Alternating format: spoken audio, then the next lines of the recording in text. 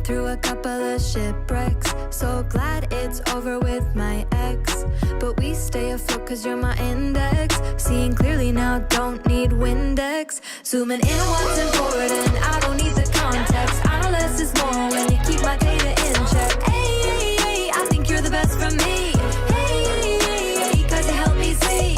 Whoa, cause you're my index. Whoa, my data's in check. Whoa, cause you're my index. Index.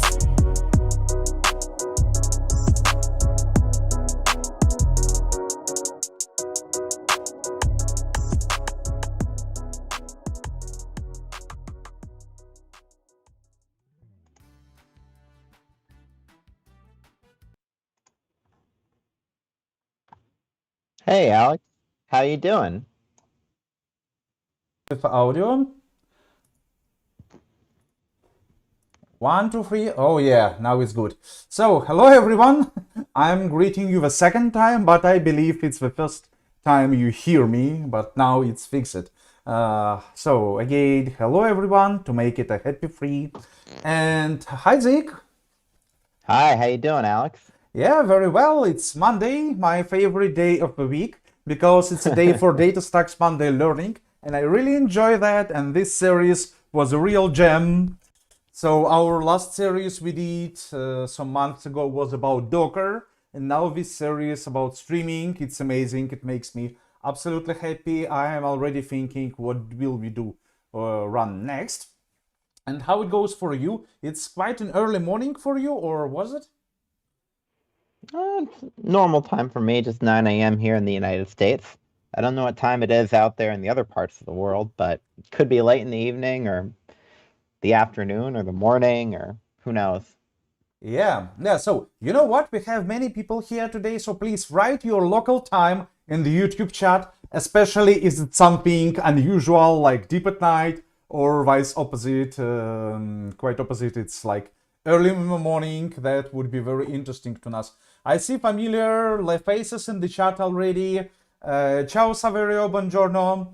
Hi Fitro Привет, Timofey.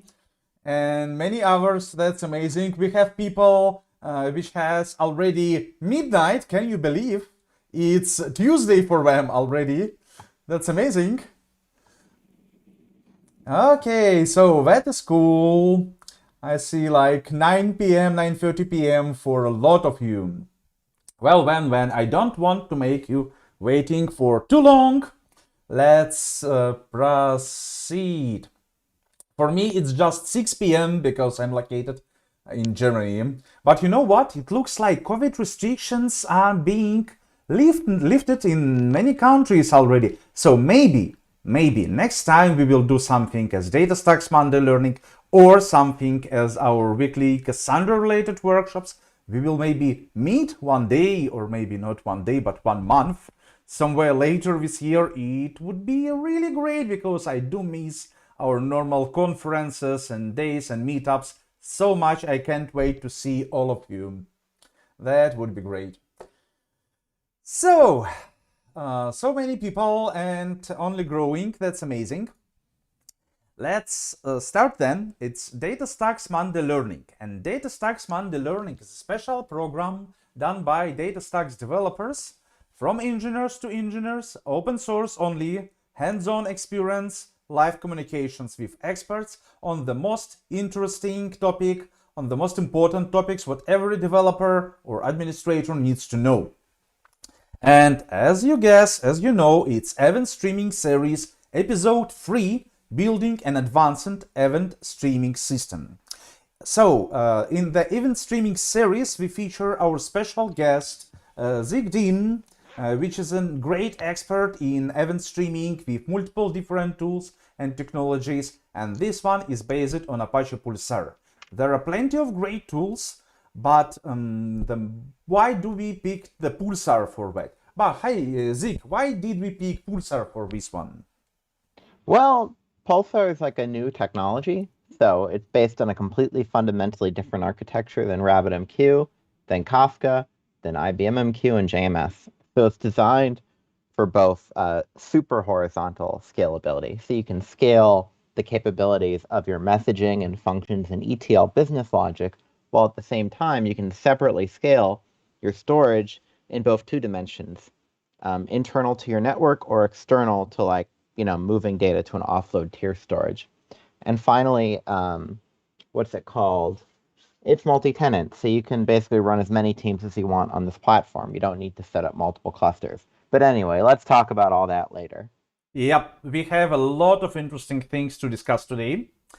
And in the beginning, I actually want to play a little Menti with you. So, if you have attended one of our workshops, one of our episodes before, you already know what the Menti is. Menti is our tool to communicate with you, ask you questions, and then in the end play a little game and dispatch for prizes if you give the right answers as fast enough to be the first, to make the first 3 places on the leaderboard. So, how to participate in Menti, how to participate in the questions, and then later in the game with the prizes. You go to menti.com. Easiest way to do it is just use your mobile phone, open menti.com, and use the code which is specified on top of the screen, 63427308. And actually, there is a new button, copy link. Menti is being in development, so that's the link for you to go to Menti and participate in the quiz, but better use your phone so it will be easier to run. First question I'm asking, and you are answering already. You are great, did I told you? So, first question is, how's your streaming series progress? Done both weeks, 9 people, that's amazing. Thank you so much for being persistent. You are the best. Then, done week 1 only, it's completely fine. I don't know your schedule, but you do, so take your time. It's better to do it later than never, that's for sure. Don't forget, so we will accept homeworks for quite a long time, not endlessly maybe, but within next couple of weeks you definitely can submit your homework and get your badge for the event streaming series. And if it's your first episodes, as we have so many people attending, it is a first episode. So that's technically the third one and the last one, I believe. We will repeat very briefly in a very short the first episode, like the very basics in the very beginning, but we have to pay respect to those who attended the 2 already. So it will be a very quick one, but yeah, it's clear we have a lot of newcomers. In general, I do recommend you went to later watch recording, but you know what? Stay with us, don't leave. It still will be fine enough to see all the power of event streaming technologies and Apache Pulsar, so you will see how cool is it and what kind of advanced deployments, advanced infrastructures you can build with it. Today, Zeke has an incredible demo for you to see, and we have a special scenario for you on Katakoda, a new one developed by Stefano Latini exactly for this one episode, so you see what's going on and how it works. Now, next question. What about the labs? What about the homework? Where are you in this list?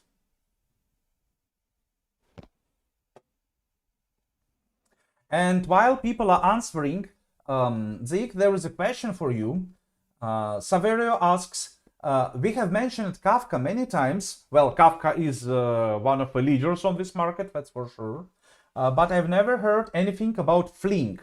What do you guys think about it? My answer is going to be very simple. I'm sorry, I have no real experience with Flink, so I will stay quiet. We can discuss it later, maybe in Discord. Oh, and me or Zeke have a problem with the connection, but I believe it's on his side. I will call him back. So.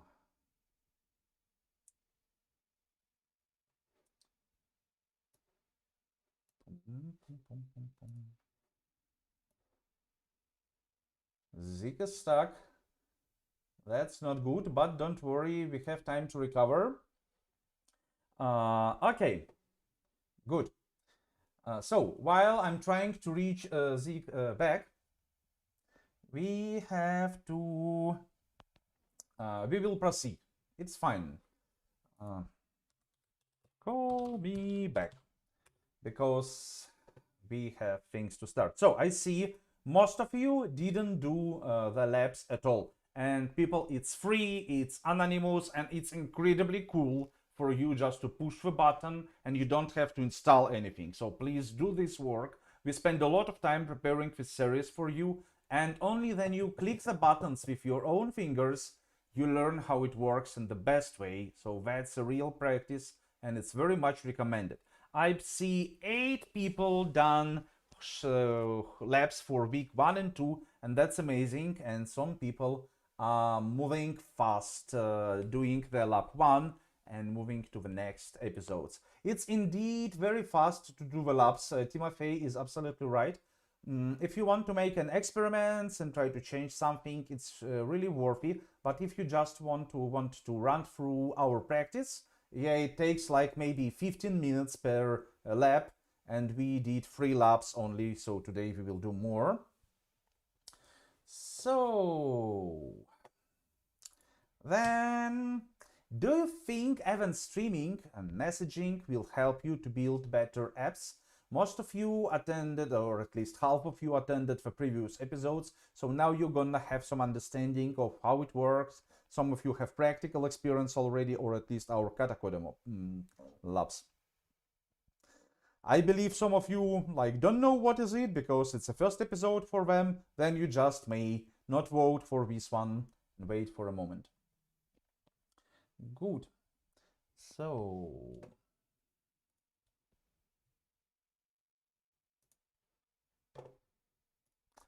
okay, and most of you are very sure what it will help build better apps, and that's pretty clear. Yes, I'm very agree to that because indeed event streaming helped me a lot on this way, and that's indeed, I'm absolutely sure you are right. That's one thing what really helps to build better, scalable, reliable apps. Good. So, and okay, Zeke is back. That's amazing. Hey! Yeah, he's back. Amazing. So, Sorry about that. no worries. As long as we can proceed. I was asking questions anyway. So let me take a look at the sound level. If you are live, yes, you are live. Good. So at least no one thinks it's useless technology. So we did our work well enough in the last episodes. That's great. And finally, this one is a little bit funny considering the situation, but which queuing messaging technology you want to use in your next project? And notice it's not necessary to answer Apache Pulsar. It's not the right answer. There are no right answers because no one knows your situation. Maybe for your next project you don't need any queuing or messaging technology. Then obviously you don't have to pick one, but that will be very interesting. And I see what most people still choose Apache Kafka, and it makes sense in some situations. Kafka will be a better fit. But what really makes me happy, I bet the number of people who is going to use Apache Pulsar significantly higher than it would be 3 weeks ago. So that's an interesting story. And we are done with the questions. Don't quit Menti. We will use it to play a game in the end, but now we are ready to switch to the slides. So now I will run, and you going to be running if you didn't attend first and second workshop. Let us start. So very briefly, what is messaging? What is messaging and queuing, and why should you care? The normal way to communicate between different applications and different systems is synchronous and blocking.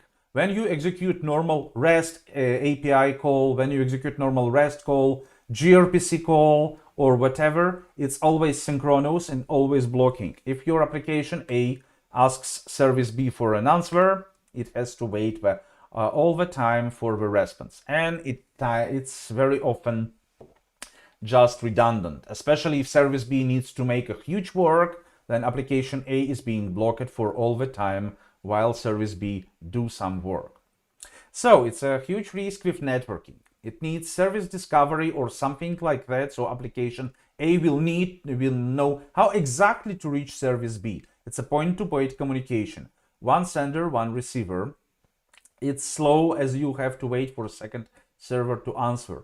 If the receiver is not available, no one will process your query and no one will answer and process has failed. And said one and only one receiver. Sometime later, message systems. So it was a great approach, it's still in use, and in many cases it's enough. But there are situations then it's not enough, or you may want to have something better than with normal synchronous network calls.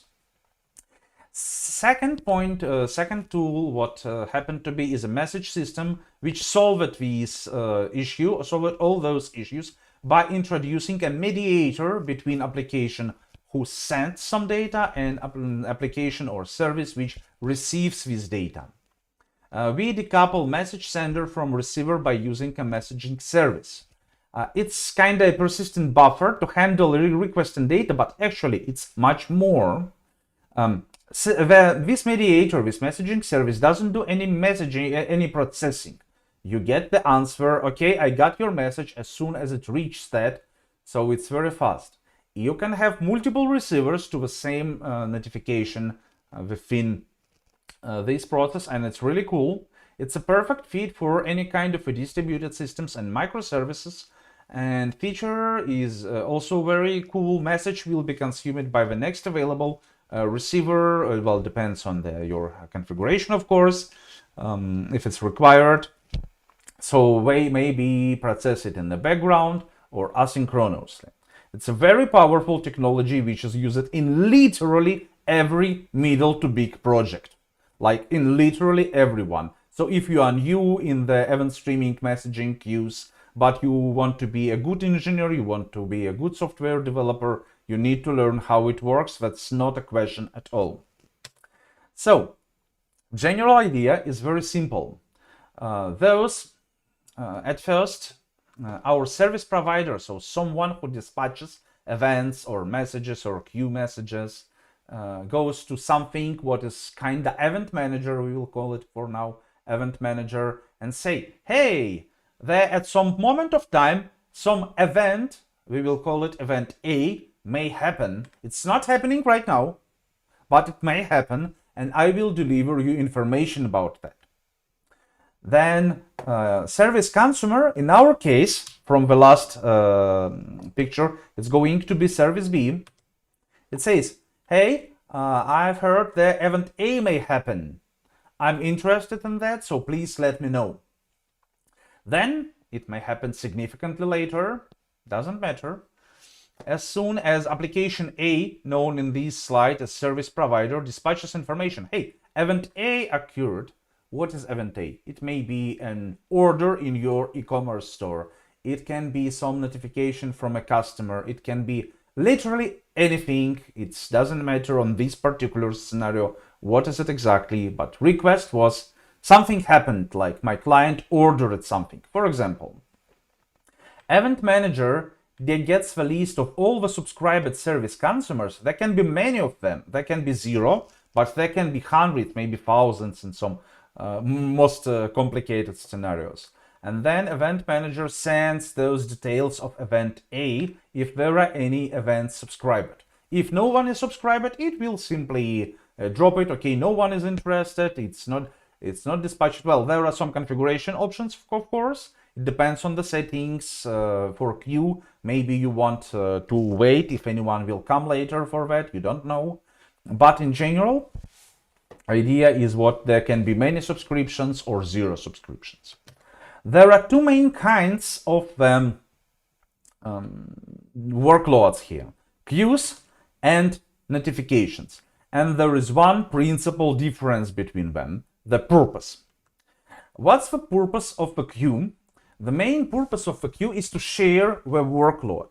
Imagine you are going to process to do a lot of work. Like you need to process 1 billion of images. You may say like that sounds too big. No, that doesn't sound too big. For the big applications, I don't know, whatever, Facebook size, it's not a question at all. It may be actually even be much bigger. For example, you introduce it a new algorithm to compress the images, and you want to recompress them into a new format to save some time. On the huge systems size and scale, it can make a huge benefit from the money point of view, from a disk space point of view, for example. And you need to share this work somehow. There is no single server on Earth that is able to do this work, but you may have a lot of servers. And how do you scale this work about them? You run a consumers, you run your workers across all the servers you want to have, and then you need to somehow distribute the workload to them. And you don't want a single picture to be processed twice, because it's going to be just a redundant workload you want to avoid. Idea is very simple. You send one message to a queue, and this message will be processed by one and one only consumer, but there will be 1,000, let's say, of those consumers, exactly the same, just sharing their work. And that's the main purpose of the queue. So what's the main thing of the queues? You have to remember, maybe multiple producers, but always one and only one consumer. You can have thousands of them in parallel. Consumers share work. That's what matters. Perfect feed for background processing at any scale. Easy to scale because they're usually stateless and because they're usually very easy to scale and very easy to distribute. So you can have 1,000 of workers in this data center, 2,000 of workers in another data center, and so on and so forth. So use case is workers. A very different thing are notification kind of workloads. In this case, you will have different consumers for the same time or type of event. And every event may have multiple producers and multiple consumers at once. It's a perfect feed for decentralized processing, and it's very easy to extend logic when you need to add, when you, for example, need not only to process an image, but also, for example, to send an email on that and to add something to a bill of your consumer if you are processing images for a consumer, not a consumer, for your client. To earn money on that, then you maybe need to add one more service to bill consumer, to bill client for amount of images processed. So notifications are better feed to work with multiple, to extend the logic and have different services processing the same situation from its own specific point of view. Yeah, and question by Abhishek, if you have multiple pods of notification service, how to ensure sharing of work? It's easy because you have this messaging platform between them. For example, Apache Pulsar, all of those just go and subscribe for that, and when they will get the notifications. And you need to distribute the workload, so you may have different units. It's also done via topics. It's mostly explained in the first and second episodes. I don't want to stay on that for too long. Hey, Zeke. Hey, how's everybody doing today? Yeah, it looks like there is a lot of people interested in this topic. For some Wonderful. of them, it's midnight already. Well, I'll keep it fast. Can I share my screen, or should I just answer questions, or how should I proceed? I want us to proceed because we got a little delay in the beginning. So I want us to proceed and we will answer questions in background. Okay. So give me a moment. I'm switching. Are you sharing your screen already? I'm trying to figure out how to share my screen. Just give me 1 minute. Yeah, sure. So let me know when you will be ready, and I will walk through questions so far. Okay. In the queue slide, the diagram shows more than one consumer. Was this intentional? Yeah, so take a look. I may need to improve those slides because it's indeed Smitha, Gopalan. First of all, hi, I'm glad to see you again. Second, I indeed may rework those slides a bit to make it more clear. Take a look. On Q, we have consumer 1 and consumer 2. And in notification, we have consumer 1 and consumer 2, but those are very different. So, in this case, consumer 2, consumer 1, consumer 3, which is not shown but may present, are different instances of the same service. You have this batch image processing service which processes images for you. And you launch one in data center west, you launch second in data center east, and you launch third one in the data center Europe one. And they are exactly the same, just running in parallel. They are subscribed to the queue and they are processing messages one by one. So it's the same application, just launch it multiple times, okay?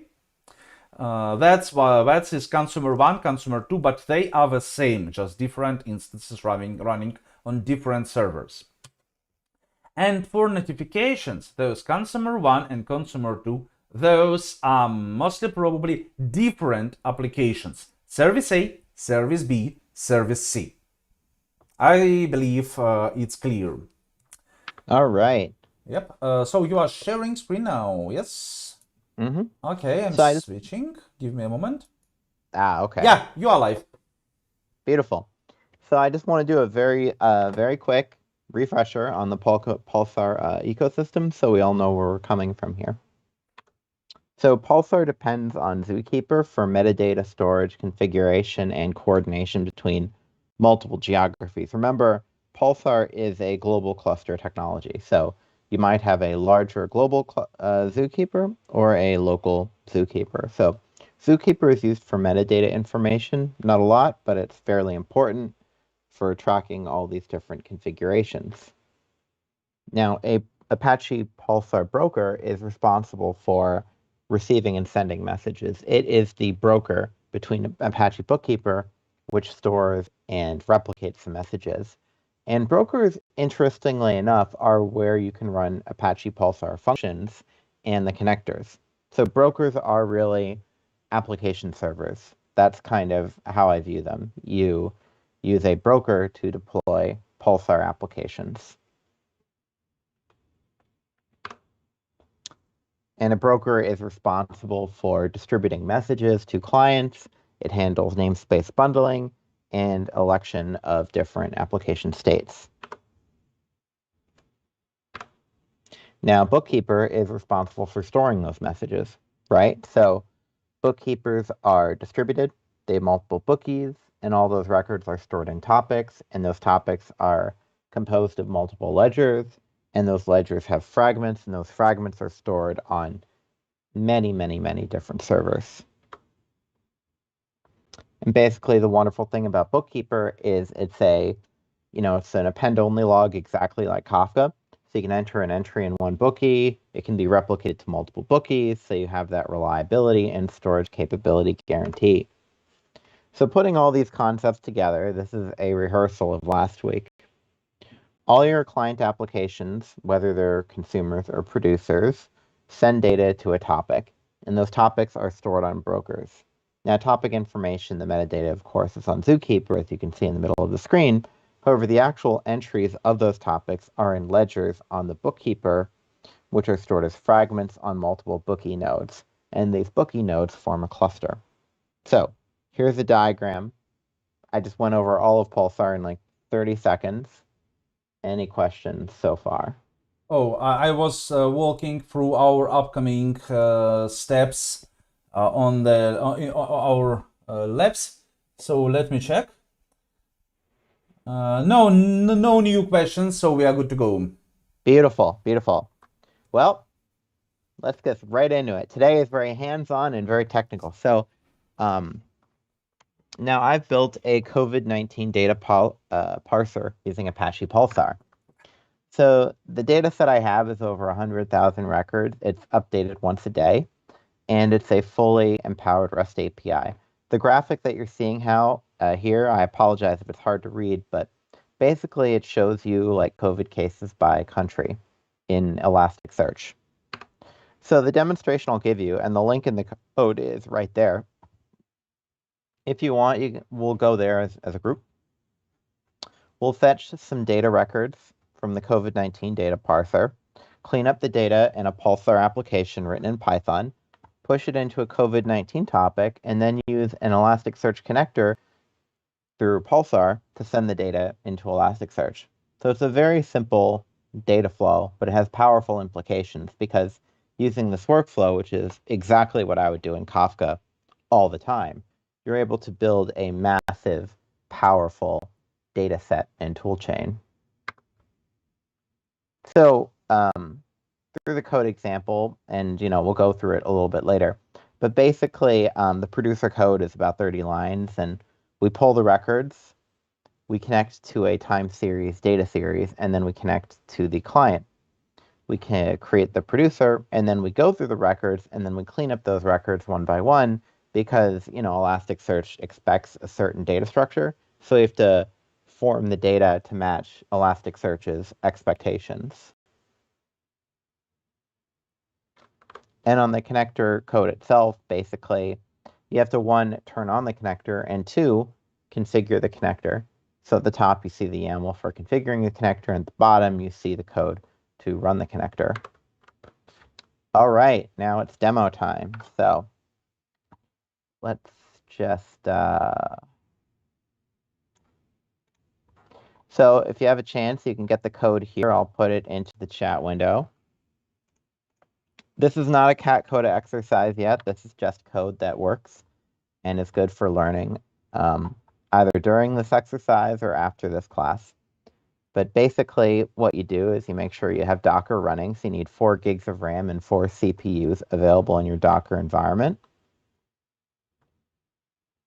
You turn on the Docker Compose. So I'll just run that Docker Compose up, right? So we have Docker Compose. It's running. We view that the messages are in fact running. And then we load the data into Pulsar.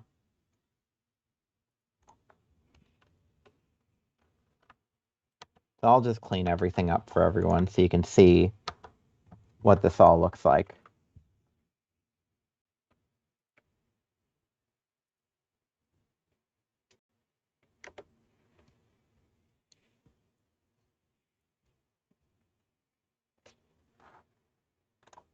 And as I said, the link is right here. I put it into the chat window.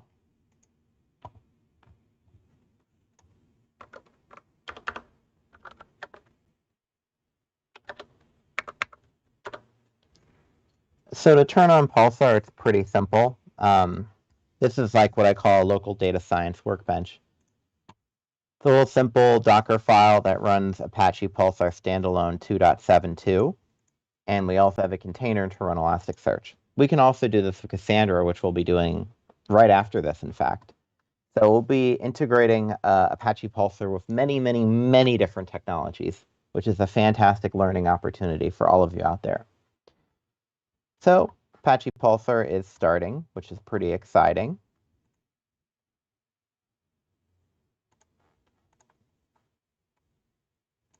We have to wait until it stops printing to the screen, and then we know it's ready. I think we're almost there. Okay. Let's just run this little test. Yep. Oop.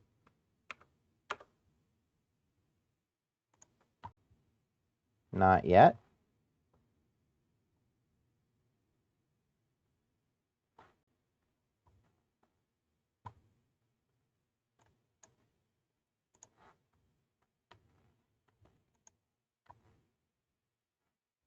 Looks like it's almost ready.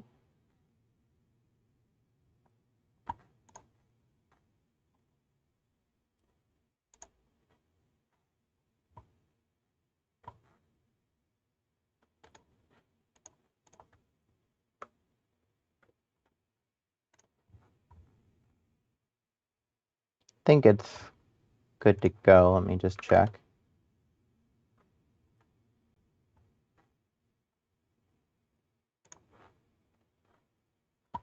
Schedule summary.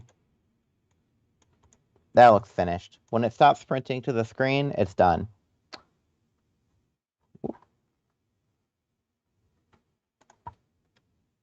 So now we're going to run the producer, and I'll just walk us through the code very quickly. So it's processing entries for Afghanistan, Albania.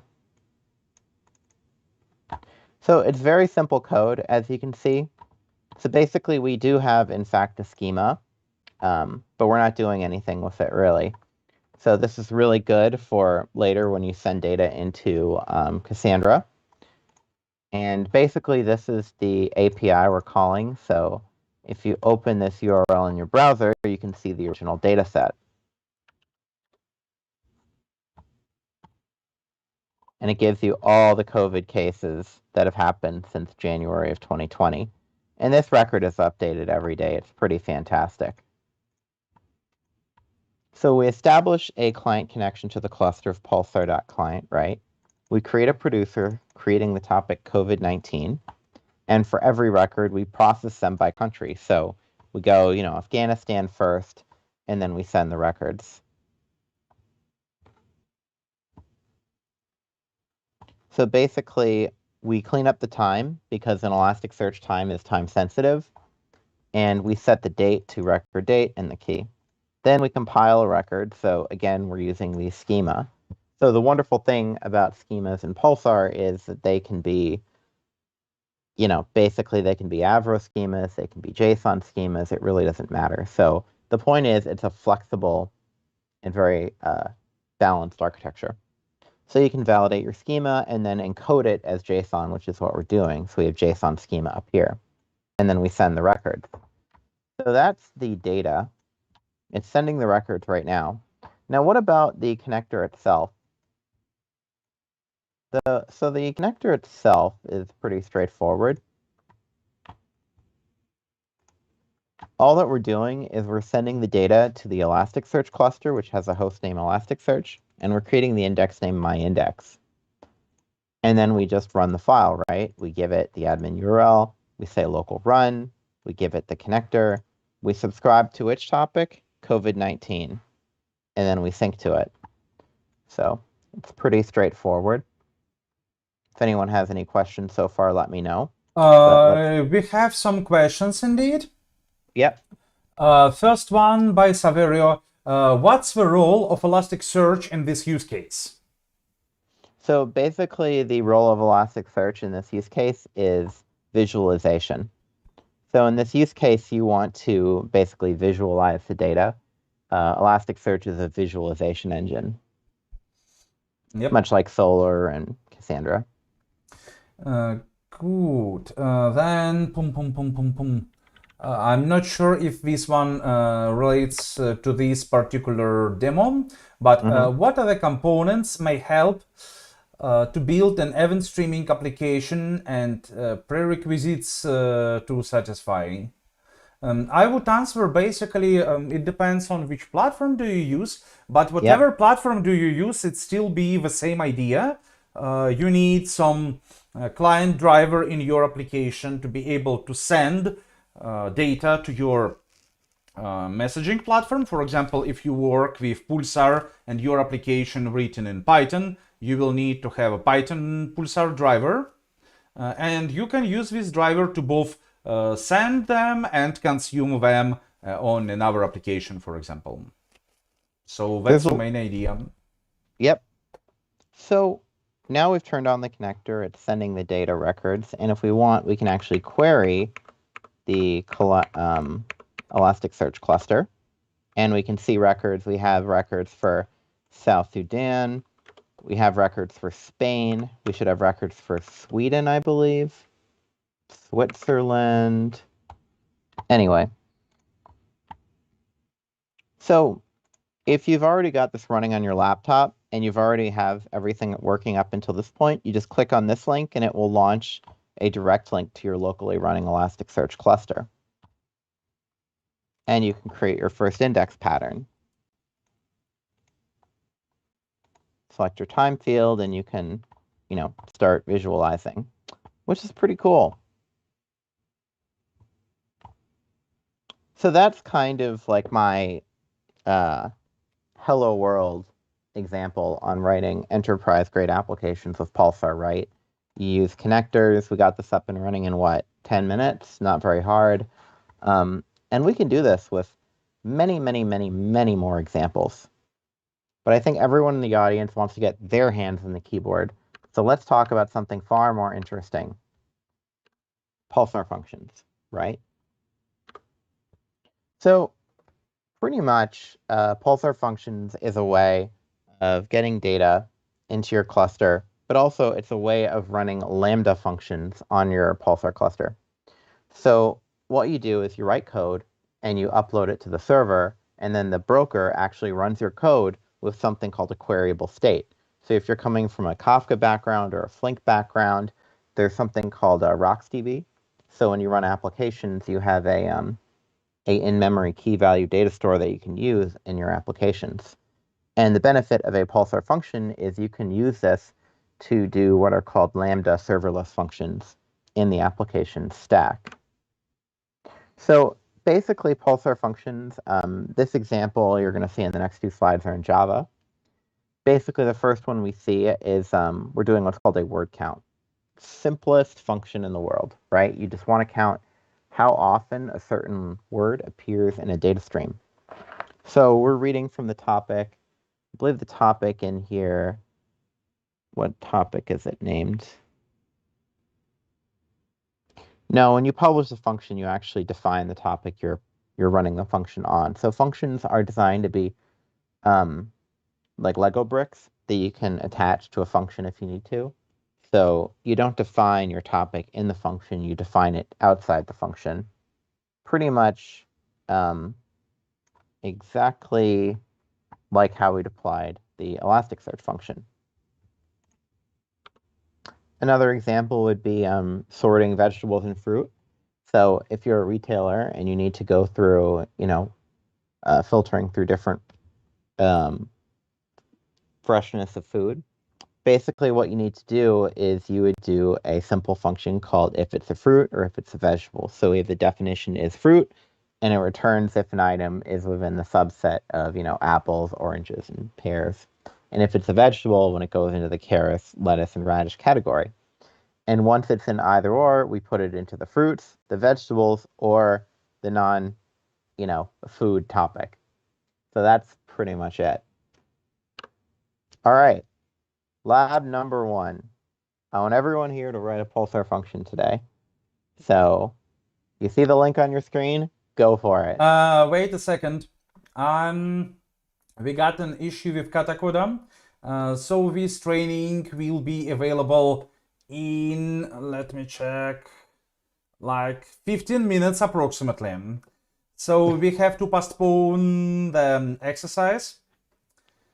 And we have to do something. We have to proceed now with the slides before we will get back to these Pulsar functions. Sorry.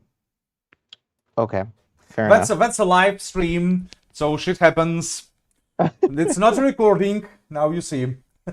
It's fine. It's fine. All right. So does anyone have questions in the code I shared earlier? Yeah, we have some questions there. So let me get back to them. Going in this way. Have you shared the code with the students? I mean, I'm happy to, help people deploy this on their laptops. If you send me the link to your, could you please send me the link in Skype? So I will paste it. I don't want to launch Slack. My laptop is overheating and I don't want to launch an additional app. You have it. I sent it to your Slack, sir. Thank you. So I will paste it now. Got the link. So for the code of the example, just dispatch it. It's here. Oh, Stefano did that already. Thank you. Well, so this one is good. So now getting back to the questions. Let me check. Okay. Any more questions? Yes, you just answered the question. Is it possible to build views, time windows, over messages like we can do using Streams API with Kafka Streams? So this one was the time answered. window question. Unfortunately, no. No. But you can run Flink time window analysis on Pulsar. So Flink on Pulsar. So if you're from a Flink world, you can actually run, Flink jobs directly on Pulsar, including Flink SQL. So if you're coming from a more serious streaming background, I highly suggest you take a look at Flink. It's far more capable. Let's see. Yep. So you can run Flink jobs directly on Pulsar, which is pretty cool. Which does time window analysis, and you can do, you can fetch like 30 seconds of data. Sorry, could you please zoom in a little bit, because now it's not really clear. To high resolution of your display, I guess. Just Command plus a couple of times or something like that. That should make the job. So Apache Flink is designed specifically for just streaming. Kafka Streams has limited functionality, and generally when I was a Kafka consultant, I would actually steer customers in this direction. So you can run it as a self-contained application. It's pretty straightforward. And Pulsar functions are also just a much easier way of running your applications. Good. Sorry, are you done with that? Yep, I'm done. Yeah, good. Any other questions? Yeah. There are some. So there is again question. What are some of your key takeaways for advantages of Pulsar over Kafka? We answered this question during the 7 streaming series approximately 15 times, I believe, already. So in short, it's multi-tenancy, geo-replication, and better scalability on the huge scale. But if you're really interested in this question, you better go and watch the workshop. Sorry, not a workshop, but dedicated webinar, Kafka to Pulsar comparison, done by Zeke. It's available as a recording on YouTube. So it's fine. It's no worries. I log 345. It's better to be late than never. So still much welcome. And Timofey confirms lower storage cost. Yeah, because you can scale separately storage and computation. So yep, that's correct. And a couple of more points. Another question from Vemal, question I personally really like. Another real-time applications created using Apache Pulsar recently. So take a look. Pulsar is a big system to take care of a big load, and that is used by the big companies over the world, and that's a big problem with mostly all of them. They don't share information so easily. For example, now we are working to get on our Cassandra Day India to get a speaker from Apple. And basically he needs to pass so much of a verification for his talk by the security teams, and they will decide if he is allowed to do this talk at our event or not allow it. What I mean is that it's really hard to get information sometimes. So there are a lot of huge systems using Pulsar. What the most famous companies using Pulsar you would mention, Zeke? Okay, well, give me 1 second. I'll pull up my fun slides, which cover all of this. So basically, Splunk is probably a company you've heard of. Yahoo, where's another one? Yahoo, Verizon Media. Verizon is a big one, of course. In fact, if we go to the Apache Pulsar website... Oh, Tencent, by the way, those are really big. Tencent is the creator of WeChat, and that's mostly probably the world most used application for messaging and ours in China. And they have a huge experience to work in like very high load situation. Yeah, here you go. So you have Tencent, Nutanix, Huawei. We also have Best Buy, Big Co, Comcast, Pandio, Splunk, Toast, VIP Kid, Xiaofin is the largest employer in China, and they actually replace both RabbitMQ and Kafka with Pulsar. And also out of the known names, Huawei and China Telecom are also very big users of Apache Pulsar. Okay, so I don't want to stuck on that for too long. What was one more question I want to answer?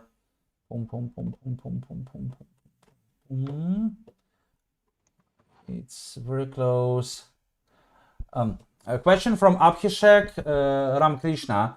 If there is an issue with indexing in ES Elasticsearch during indexing, does Pulsar relay the message again? What was that question? Did they relay a message again? If there is an issue with indexing in Elasticsearch during indexing, does Pulsar relay the message again? So that depends on your acknowledgement setting, right? If you decide, it's just like Kafka. If you decide to move your offset to an earlier point in time, then you'll reread those messages. Yep. I can say like it's not Pulsar specific because it will be the same for every messaging system. At some point, client what consumes the message needs to acknowledge what it's being received.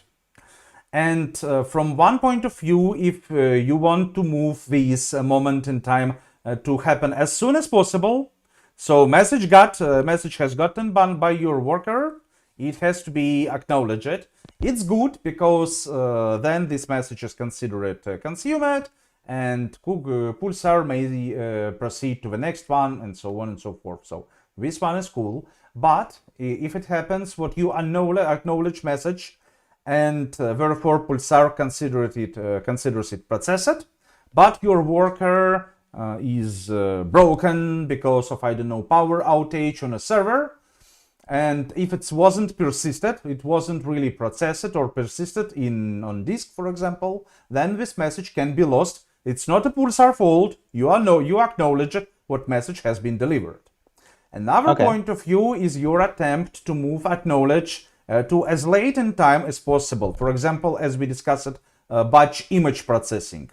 You got a message what you has to process an image. Then your worker has to download this image, execute the processing, so do some scaling, resizing, whatever, put a logotype on that, and then upload it back, and only then acknowledge that the message has been processed. This scenario has different benefit. Because if message wasn't processed and your worker fails and image it all wasn't persistent, then message will get back to Pulsar and then it will be received by next available worker. So it's more reliant, more reliable, but it may be it will keep connection open for too long, and for Pulsar, it's not clear if message was delivered, was not delivered, what's going on the client side. It's also not the best scenario. So you need to find the balance at which moment of time you confirm, you acknowledge receival of the message. And it's not so easy. In any moment of the time developing a service, you need to think, should I acknowledge it here, here, or here? That's correct. And there's different ways of... Pulsar has also the advanced functionality that Kafka doesn't even have, called negative acknowledgement. So if you don't get a message, you can tell Pulsar that, I had an issue with the message, send it again. You can do timeout topics, and you can do retry topics. So retry topics mean you put a message that you were waiting for. So like, let's say you're writing a client application that's calling a third-party API. Like, I'm calling this COVID-19 dataset. What if the COVID-19 dataset was down for a few minutes?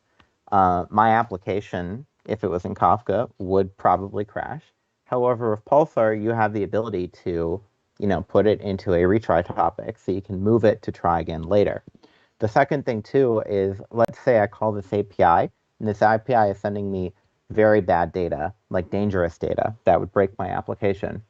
So what I could do is my application gets this bad data, it can't process the data, it can move it to a dead letter topic and clean up that data for later processing. So those kind of paradigms aren't built into the API. You have to write your existing code itself. You have to Google search it. It's not an easy solution to find, if that makes sense. Yeah, definitely. Okay, and the last one, because we have to move on, is question from Timothy. Does Pulsar fully covers Kafka consumer group pattern with fail of consumer scenarios? Yes. I actually gave a demo of that earlier today, but basically, if you were to kill a consumer for consumers in a consumer group of 3, the other 2 consumers will start reading that message. Alex, if you're interested, I'm happy you and I can give a interactive, coding on Pulsar workshop where you do producers, consumers, you kill the consumers. I ran it today for a client. We can do that as well as another developer activity. So that could be fun. Yeah, definitely. That sounds good to me. Let's talk and maybe we can announce something later. I really like the idea. Okay. Good. All right, guys. Can we run our labs? No, we still need few more minutes, so could we please move on to the next scenario? And I will let us know as soon as it will be ready. Sadly, Katakoda requires some warm-up time, some significant warm-up time, so give me a moment to check. Maybe. No, training not started, so we cannot proceed right now, sorry. So yeah, let's move on with the next slides, and I will let you know we have like 5 minutes before it will go live. Okay, got it. So basically, you're going to do Pulsar functions after this, and then after Pulsar functions, we would then be doing a Pulsar to Cassandra sync and source connecting. So a lot like Elasticsearch, except it's in Katakoda, so you're coding. So Pulsar and Cassandra are extremely similar, right? They're distributed systems. They do partitioning and hashing, replication of partitions, multi-data center by design, so both Pulsar and Cassandra work in multiple geographies. They're both log structured, and there is a TTL or retention policy to messages. Now, Cassandra excels at high volume, intensive data storage, and workloads at scale. It's suitable as a system of record, so it's a good replacement for a database. And it's highly performant searching via the Solar instance in DataStax Enterprise. Now, Pulsar is phenomenal at streaming data, doing functional data flows, and integrating into legacy data systems, and then doing what are called ETL pipelines, or revisioning pipelines, or streaming data pipelines. So a good pattern to keep in mind is you have some producer, which is a Pulsar application, which goes to a microservice, which writes into Cassandra, and then that microservice will also publish to a Pulsar topic, which will hit other consumers. So that's kind of a way of looking at Pulsar. Alex, do you want to chime in on this slide, or all this? Well, not really. I actually would like to just add a word on that. If you never heard of Apache Cassandra, point number 1, you definitely should. It's one of the most powerful databases. It's used in like half of the biggest companies in the world, or maybe more. And we have a dedicated Intro to Cassandra workshop we did last Friday. So just after this one, you can get to the recordings today, tomorrow, yesterday. It stays available forever. And watch Intro to Cassandra. I believe you will fall in love with that. All right. So next slide. So the next use case is basically where you use Pulsar as a single source of truth for streaming event data. So you have geodata, system of records, financial and sensitive data, mobile records, IoT, and clickstream data, all pumping in and out of Pulsar exactly like you would do with Kafka. However, with Pulsar, you can have this data coming in from multiple business units and multiple geographies. So think of Pulsar as a way to enhance the capabilities of Kafka, to enhance the capabilities of RabbitMQ. Think of Pulsar as a single unified event streaming platform for your entire company and all your friends. And you can pump all that data in Cassandra as a permanent data store. So what are connectors? Well, I think I already gave a demo of what a connector is with the Elasticsearch. So you have 2 things in connectors, right? Sources, which feed data from an external system into Pulsar, and sinks, which feed data from Pulsar into external systems. Now, you have a couple ways that you can basically turn a connector on. You can basically design certain processing semantics for reliability at least once, at most once, and effectively once. Effectively once is a way of giving a transactional guarantee to your connectors, and this is extremely useful for large organizations that need a reliable data source. So why would you use a Pulsar connector with Cassandra? Well, the interesting thing is you can actually do Spark jobs on Pulsar using the Spark streaming connector. So basically, if you need to pull data off of Pulsar via Spark jobs, you can run them on Pulsar. So exactly the same way that you can run Flink SQL, you can also run Spark streaming jobs on a Pulsar cluster as well, which is also a phenomenal solution, and I might add a easier to use implementation than Kafka streams. Yep, that's actually an incredible thing. I mean, Spark, I don't know how many of our attendees knows what the Spark is. In short, we can define it as a huge computational framework for multiple servers. If you want to do some machine learning on your own laptop, you or have to work on a small data sets, or if you work on a huge data sets, it's going to take approximately forever time of your life. Spark allows you to distribute workloads and run different computations, run different operations on multiple servers, efficiently working with large data sets distributed over multiple servers, so any work can be done very fast. We have a great workshop on Introduction to Machine Learning with Apache Cassandra and Apache Spark, much recommended. And do you want to say a word about Spark? What is Spark and Spark streaming, specifically for those who have no idea of Spark?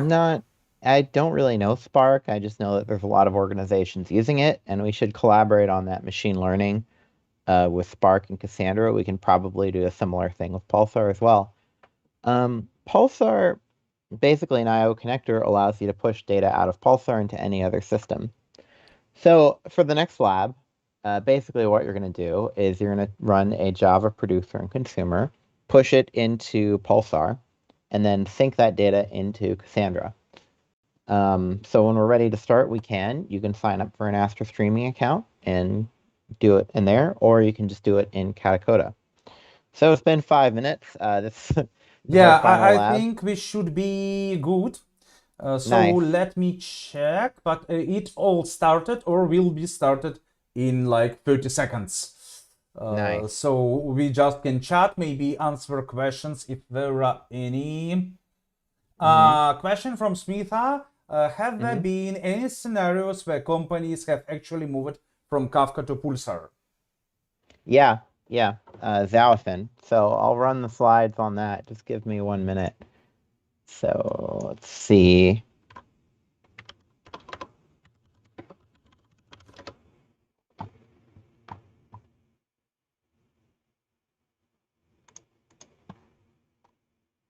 Yeah, actually, it's give me a second.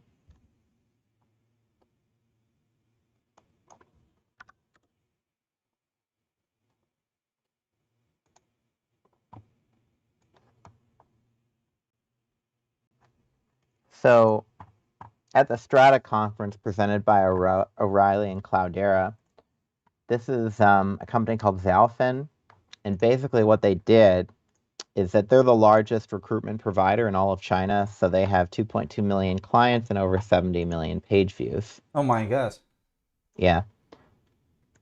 So basically they had an event center, and for many years they did MSMQ and RabbitMQ and Kafka, and they had all these three systems pumping together, huge maintenance costs, extremely hard to scale, and there was no SLA they could consistently do. As someone responsible for SLAs and maintenance somewhere back in my life, I can tell it's going to be a maintenance hell to have 3 different messaging platforms. Like, guys, that's a shitty situation, seriously. So basically they came up with a unification platform. So they built what they called their MQ service, where they had, RabbitMQ, Kafka, all these different things going through it, and then MQ services would talk to Kafka. So they built their own event center, but they still had a separation of RabbitMQ and Kafka data. So generally speaking, when I was a Kafka consultant, I could never replace RabbitMQ with Kafka. As much as people pushed me to do that, there's no way. It was impossible. They're distinctly different technologies. But the cost of operating both RabbitMQ and Kafka is highly expensive, and that's where Pulsar comes in because it has the messaging capabilities of Pulsar and Kafka. Sorry, of RabbitMQ and Pulsar. And they made similar diagrams to mine. But basically, it has a layered architecture, as you already know. You can have multiple brokers, which then serve the data from multiple bookkeepers. And Apache Pulsar has many benefits because it provides a better abstraction of consumption patterns, fault tolerance, a more scalable storage system than Kafka, and you have a hierarchical topic management. You can send these slides to the attendees. I think it's an excellent deck. I didn't prepare it, of course. So they have 20 core services, and they process 6 billion messages a day. Yep. Yeah, that's a big number, 6 billion messages per day. It's a big number, yeah. Yeah. 3,000 topics, 3 terabytes of storage. Per day. Per day, yeah. Cool. Okay, I bet we gave a very good answer to this question. And let me check. I believe we are good to go to Katakoda. Wonderful. Yeah, Katakoda looks good to me. Let's do it. Let's do it. Finally, we can go. And I will paste the link in the chat if you give me a second. Yes. YouTube. Oh, Stefano is doing that already. Okay, thank you.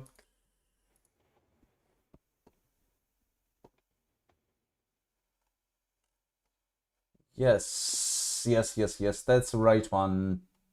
We should also tell all the attendees about our Kafka to Pulsar migration. Yep, just a second. Which particular scenario are we doing right now? Transforming and routing messages in Apache Pulsar with Pulsar functions. Oh yeah, the new one. Okay, so that's very fresh. Today we are doing transforming and routing messages in Apache Pulsar with Pulsar functions. I hope you will love it, because I definitely do.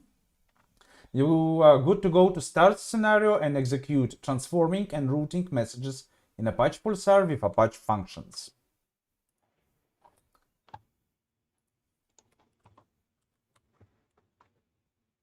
Maybe you want to go through it and show them. Yeah, I think it makes sense. I think it makes sense. So if you cannot do it right now, you can watch me doing that, or you can do it on your own. So I will share my screen. Give me a moment. Let me stop sharing my screen. No need. You don't have to stop. I will just switch you on my side. Boom. Okay. So, transforming and routing messages in Apache Pulsar with Pulsar functions. First thing I will do is I will move my head to another place on the screen, still keeping social distancing and not getting too close to Zeke. Pandemic is not over, and now I am starting these transforming and routing messages in Apache Pulsar with Pulsar functions. So, we will do it with Python, but if you have no prior Python experience, don't worry, it's very simple, and I will support you on that, and it's all well explained in the function, in this scenario. So, in this Internet of Things sensor-based scenario, we will create a Pulsar producer, create a Pulsar consumer, create a Pulsar function in Python, and configure it in Pulsar. So it will be hosted in Pulsar. Start producing messages, which will be transformed and rerouted with Pulsar. And we will use consumer to receive and view the resulted processed messages. Good. So we are going to start the scenario. And first thing we have, so what we are going to do in this scenario, we will create Pulsar producer and consumer. Let's discuss it. But today's focus is on a Pulsar function. So there is a special function which will do something at Pulsar side and process some of your work. What's going to happen? We are going to emulate two IoT sensor stations, first and second. Those are sending some data into sensor data in. This data is going to be about pressure and temperature. So let's say one station is located in my living room and one station is located in my kitchen. There is a Pulsar function to make some work on that. And we are going to put them into different topics. You see, those stations are stupid. They send everything to one single topic and it's not configurable. Let's imagine the situation, because IoT stations very often can be highly limited. And we want to fix that. So the function will put them into different topics. We will put pressure information into pressure topic and temperature information into temperature topic. But there is one thing. Those stations are different versions.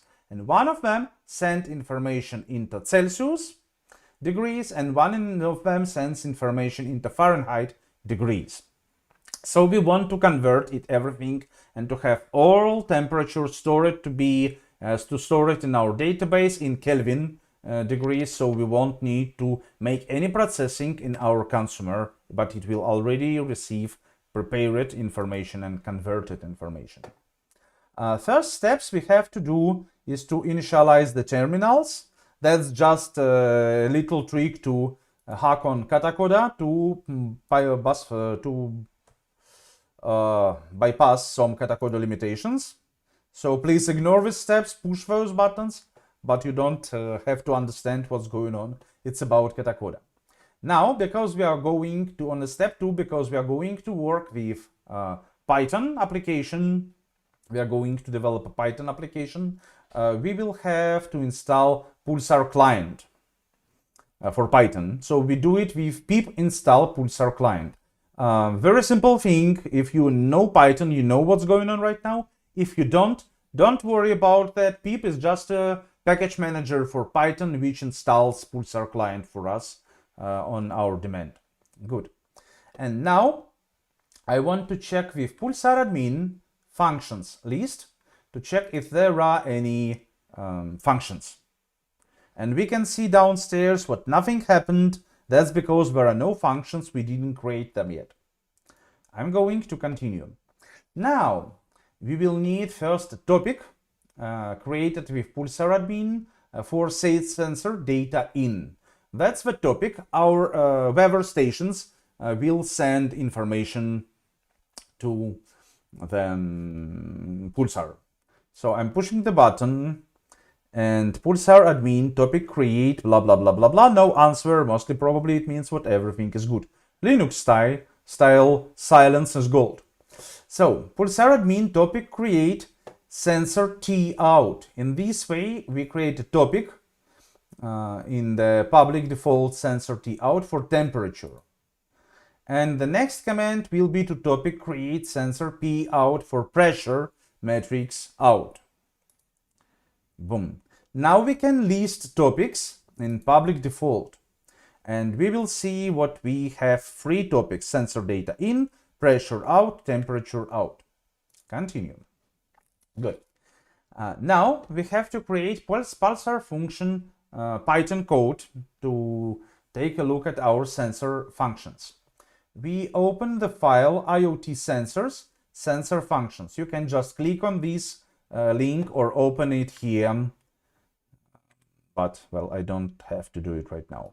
It's here. So, first thing, and that's just prepared file, very short one, which is half ready for our work. But we need now to introduce some Pulsar specific things. So now we only ready to work with JSON. Here we define the libraries we are going to work with, if you are not familiar with Python. So first one, I'm going to need from Pulsar import function. Boom. Pulsar import function. That works. Now, next thing we will need to do, we will have to deserialize the input message bytes in the process method of sensor data transformer Pulsar function class. So take a look. there is a process function or method, and this method is called by the Pulsar functions framework whenever a new message arrives to its input topic. So this message will get whatever we are going to process and process it as required. Here, for example, it takes care of the input dict. If input dict mass type means measurement type, so it's a temperature or pressure. At this moment, we don't do anything because, well, it's the function is not ready. So first one, we go to a process method and we make an input dict JSON loads input bytes. The trick is here we work with input bytes, and that's kind of binary, let's say, so we have to process that to JSON to get a string, load it as a string. Okay, input dict is going to be now some JSON processed. Now we have to process differently whatever is coming in. If it's a measurement of a type temperature, use the conversion utility method, reserialize the result and route it to the right topic. So I will copy it to the editor, and now let's take a look what's going on here. So that's the process, the method which is executed every time this function, Pulsar function, will get a message. If measurement type is T, so it's temperature, first we convert message to the format required for the temperature topic. So we will use method convert temperature and then dump it with JSON to be a string and encode it. So we form the out message, and temperature is now in Kelvin degrees. We can take a look at the convert temp method. It should be somewhere. Yeah, it's here. But it's not implemented yet. Okay, so I'm watching too early on that. And then finally, we are using context publish. So we publish this one to the temperature topic, and out message is the message we just created with. Next one, if the measurement is of type pressure, we just simply prepare the message for the pressure topic. So we don't do any particular processing for the pressure, but we just simplify it a bit. We exclude redundant data. So we don't, for the pressure topic and for the pressure processing application, we don't need, for example, this mass value, mass type. We know it's going to be pressure. And then finally, we publish it into pressure topic. So give me a moment.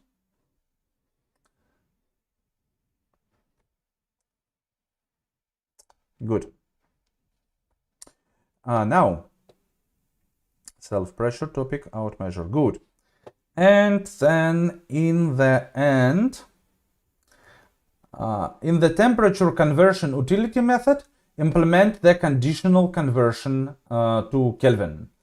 If version 1, so if sensor station, if weather station sends information using the old protocol, it will send it in Celsius. So we just make plus to 273.15.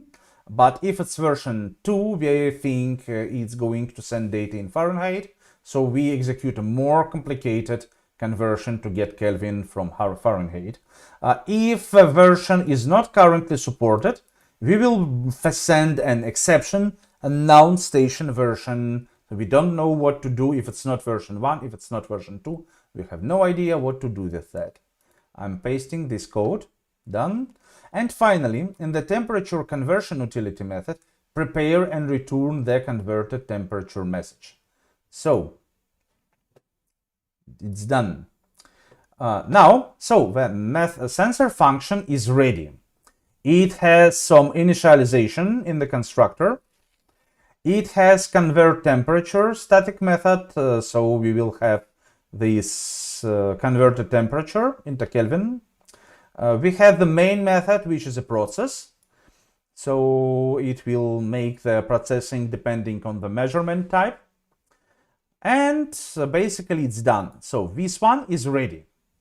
Now we have just a file. It's not enough. We have to tell to Pulsar what there is something happening. Now it has to load this function. So I execute this one, Pulsar admin functions create, and I specify with Py, so it's going to be a Python function, root IoT sensors, sensor functions Py, so this is my file.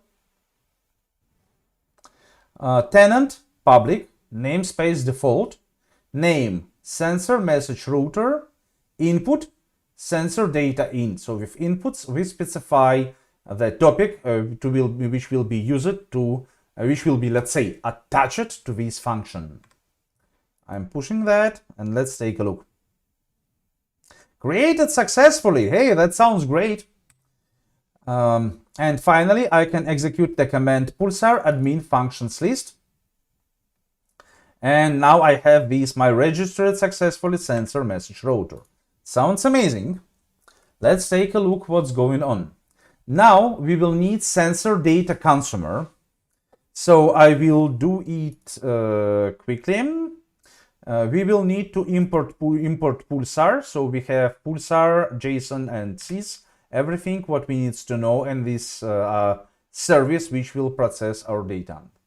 Then we have to prepare a map from the single letter shortcuts to a full topic identifier. So just a short abbreviation to make it easier for us to map to the topics.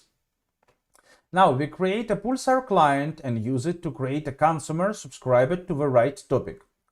Client, Pulsar client, whatever Pulsar we connect, and consumer, client subscribe, topic name, my subscription, and measurement type. So good. Within the loop, we will read a single message, deserialize it, and print its contents. So we will print measurement type, station ID, and value. After successfully receiving the message, acknowledge to Pulsar. So notice that's the point I was talking to you. Here we first receive message and decode it and print it. Because it's a demo, there is no real processing. But there can be, and that's the function you have to think of. Do you have to put it in the beginning of a function, or do you have to put it in the end of a function? In our case, this print doesn't matter how much time I print that, so I can put consumer acknowledge in the end, let's say. Good. And finally, I have to close this reading loop. So client, close, boom. In the end, I have this client close. And we see what I'm going to do it in range 100. So just to avoid my function keeping there forever, it will quit after every 100 measurements. On your production application, you mostly probably want to handle it somehow differently, but for demo purposes, this one is the best one. So good. As it's ready, now I will launch the consumer for temperature measurements in its terminal window. So notice I've launched this with a type team, so it will take care of the temperature. It prints reading measurements for temperature and awaits, because there are no measurements for temperature. Sensor stations aren't sending any data yet. Now I execute the same command, but now with argument P. So I will run the second consumer, but for the pressure. Okay. And now finally I'm going to install those sensor stations in my kitchen and in my living room. So be my guest, follow me. We will open this raw data producer, which is our sensor station. First, obviously, I will also need to import Pulsar library, Pulsar client. When I will have to create a Pulsar client and producer for the raw measurements topic. Boom. By the way, notice here I hardcode the localhost IP address. Obviously, for your production, it will look a little bit different. Mostly probably it's going to be configurable via some configuration or maybe environment variables. Good. Now, in the main loop, we will generate the temperature reading depending on the station model version and from station name and loop index. So station version V1, this station will send information in Celsius. For the V2, this station will send information in Fahrenheit. Boom. Okay, looks like ready. Now, finally, the most important part. This Python application, this sensor will send prepared message. So we go with producer send. Notice what the producer is the thing we created earlier, client create producer. So client is the thing of Pulsar, and topic name depends on topic name is defined higher. Good. So let me see. Now we are going to publish pressure measurement for this loop iteration. Boom. Now we have also pressure measurement. And finally, we are going to complete Pulsar. Now, okay, it's not exactly the kitchen or living room, but it's going to be forest 1 and canyon 2, but no big difference. It looks like I just got a natural disaster here. So I'm running first one and it starts to publish some information. Notice it sends temperature, pressure, and so on. And I'm running the third one. And I believe we have those two sensors running.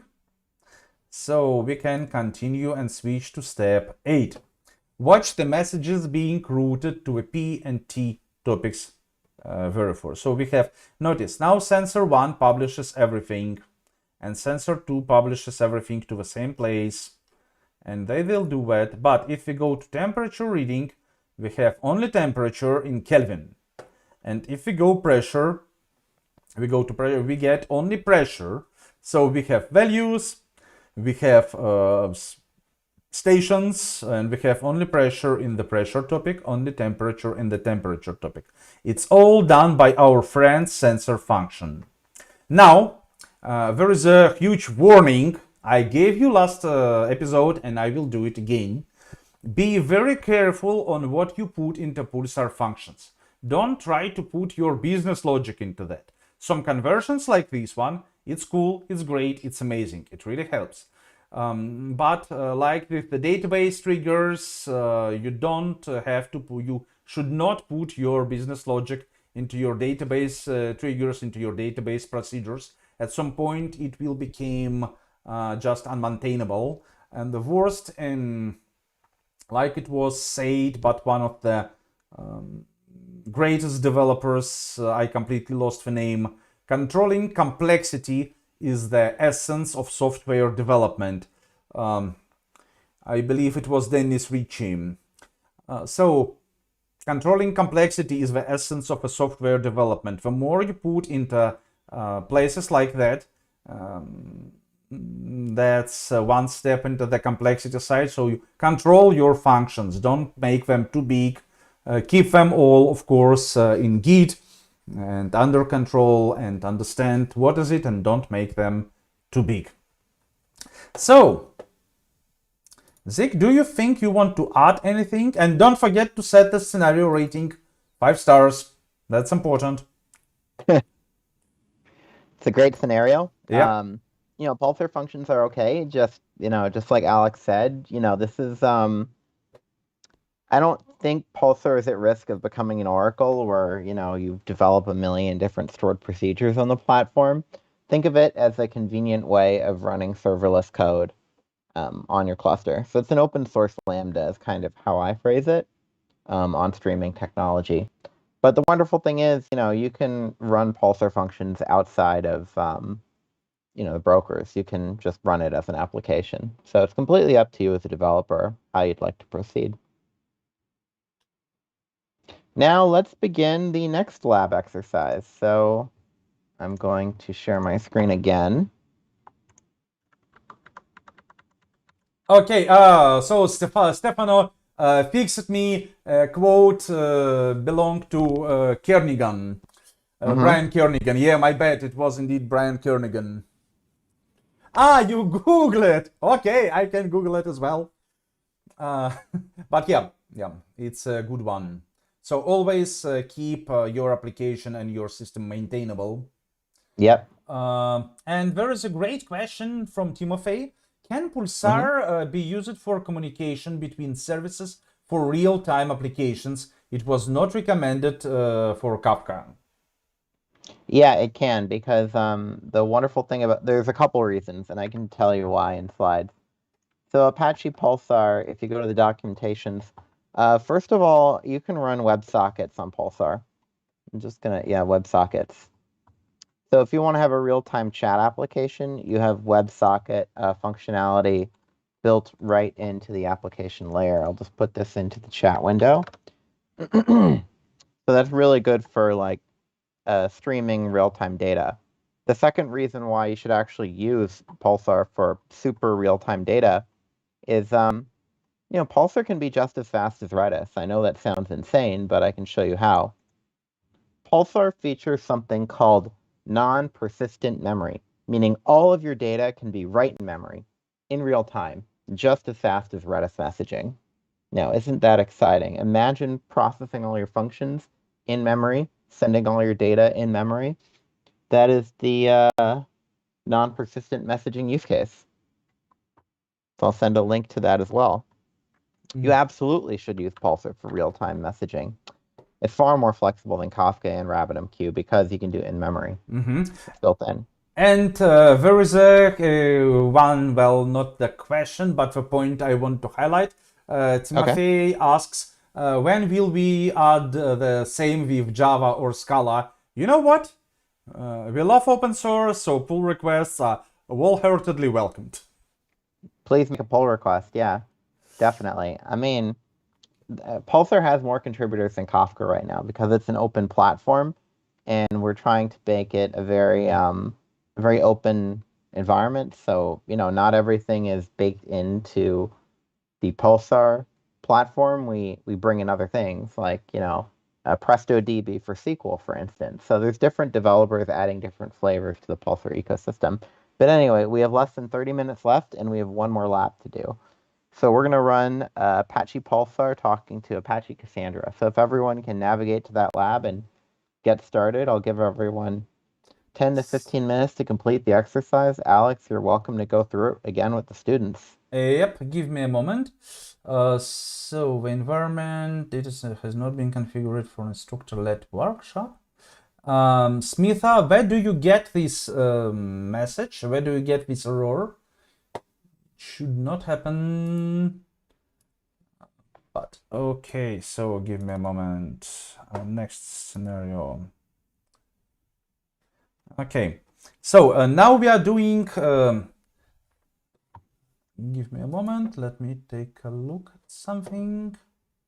So looks good. We have many people completed Pulsar functions already. I've seen That's some good. people completed install and run, which also makes sense. As you complete scenario, don't forget to make a screenshot of scenario completed. You will need that for the homework.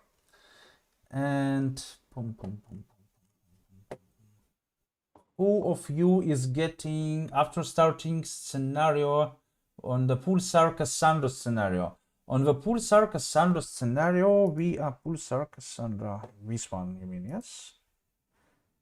Let me check. Okay. Good. May happen. And Astra. Amazing.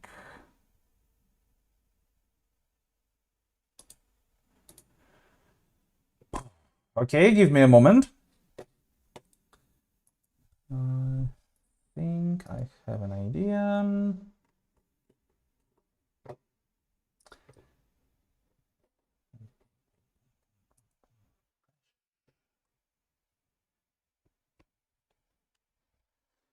Okay.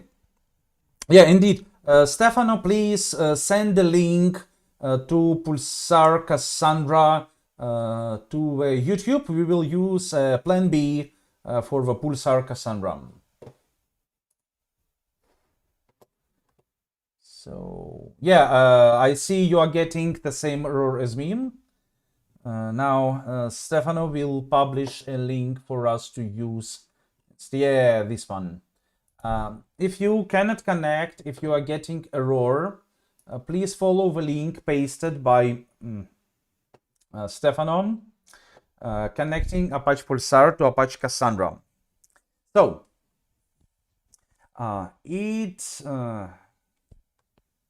and there is a great question by Smitha. Will those scenarios be available in the future to try out in leisure? First of all, I really like the usage of word leisure in this context. Like, that's my man. That really makes sense to me. Yes, I do understand. So yes, those scenarios are available. There are two kinds of Katacoda links. Workshop link, which is workshop specific and expired when workshop is done, and normal Katacoda links like this one. So Katacoda, data stacks, courses, Pulsar, Pulsar Cassandra. Those are available in any moment of the time. You can execute them in any moment, and they don't need anything. So let's take a look on what's going to happen here. There are some scenarios you need to have multiple units, multiple service, and sometimes multiple databases to get your data. What for? For example, we know what Cassandra is incredibly fast, and Cassandra is able to store petabytes of data and dispatch them within milliseconds, like single-digit milliseconds, on a proper hardware, of course. And that's an amazing database, but there is always a price to pay for the features.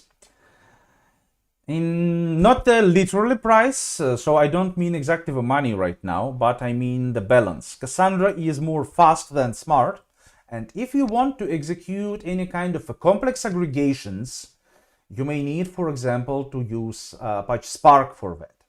That means what you need to get your data into Spark and into Cassandra. There are multiple ways to do that, and one of them is to have Pulsar in front of them.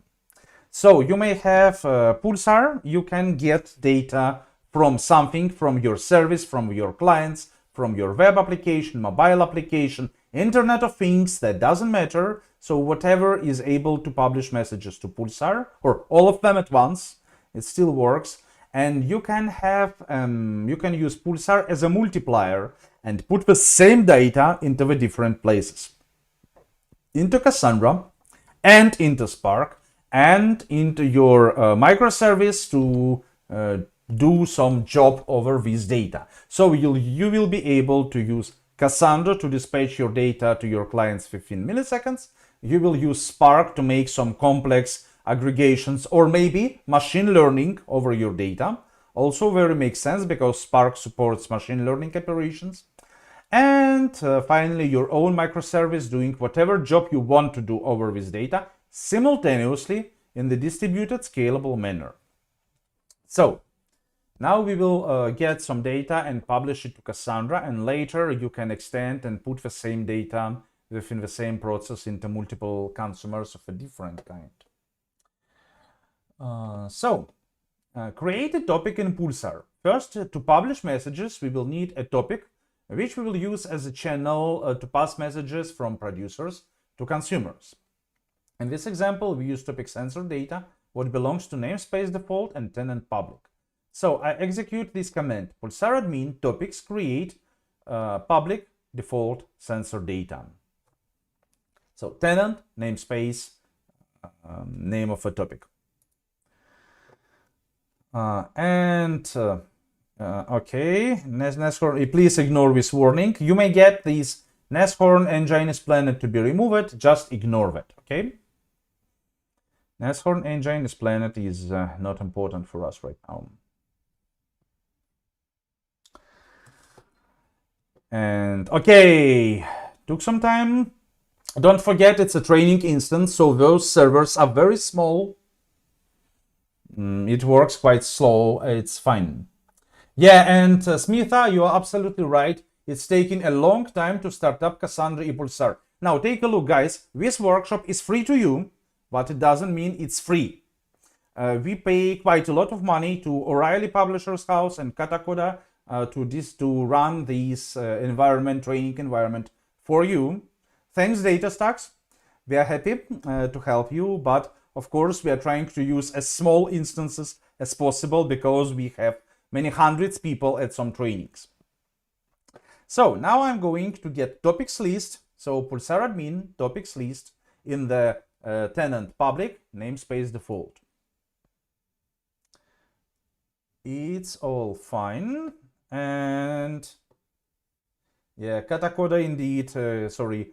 Together, Cassandra and Pulsar are consuming a lot, so it's not working as fast as I would like you. And thanks, Smitha. We appreciate what you appreciate. Come on, you can make it.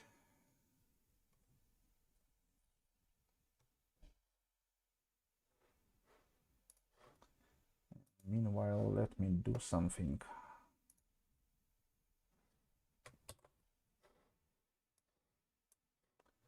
I will need it for the future reference. Good. Not really good. I want to check what my topic exists, and meanwhile we'll proceed. We will need to create a schema in Cassandra. We will need to create a schema in Cassandra. What does that mean? So Cassandra is a NoSQL database, but it's schema full, so it has normal schema. Now don't get too deep into what is Cassandra and how it works. We won't cover that. We cover that in Intro to Cassandra workshop. Again, if you want to be a better engineer and learn bigger money, go get our workshop Intro to Cassandra. It's free. So to store data in Cassandra, we need to define a key space and create a table in that key space. Since we intend to pull data from Pulsar topic sensor data into Cassandra table temperatures by sensor, the table columns must correspond to the fields of messages we expect to publish to the topic.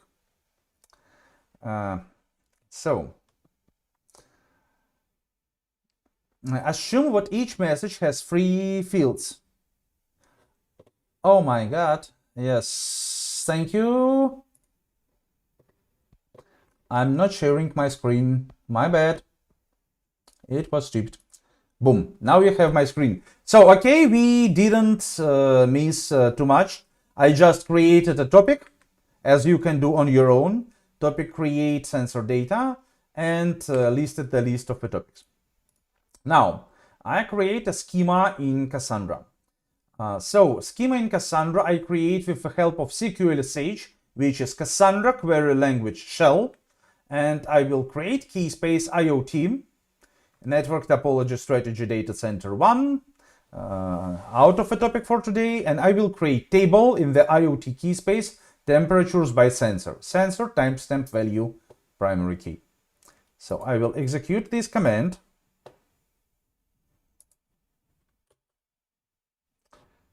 And looks like we are done. Yes, so they are created, no errors, which is great. Now, I will need to download Cassandra Enhanced Pulsar Sync, prepared and developed by DataStax. So the downloads datastax.com, Pulsar Cassandra Enhanced Pulsar Sync. So I just push the button and Wiget will do all the work for me. Well, it was quick. Now we have to untar the tarball, unpack the archive and copy the nar file to a Pulsar connectors directory. So currently, there are a lot of databases and places you can put your data with Pulsar. There are multiple different syncs. They are not installed by default because, for example, you aren't going to need a Spark sync if you are not pushing your data to Spark. So now I install it, unpack it, create a folder for that, and copy the file to the special folder for connectors. in Pulsar folder. Okay, well done. Now, notice I'm going to load the connector. It's not enough just to copy it into a folder, but now I have to do Pulsar admin sync reload. Okay? Good. It may take some time, but I believe we are almost good.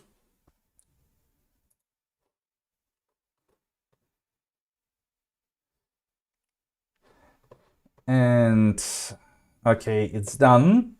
And finally, I can check the link of the syncs with Pulsar admin syncs available syncs.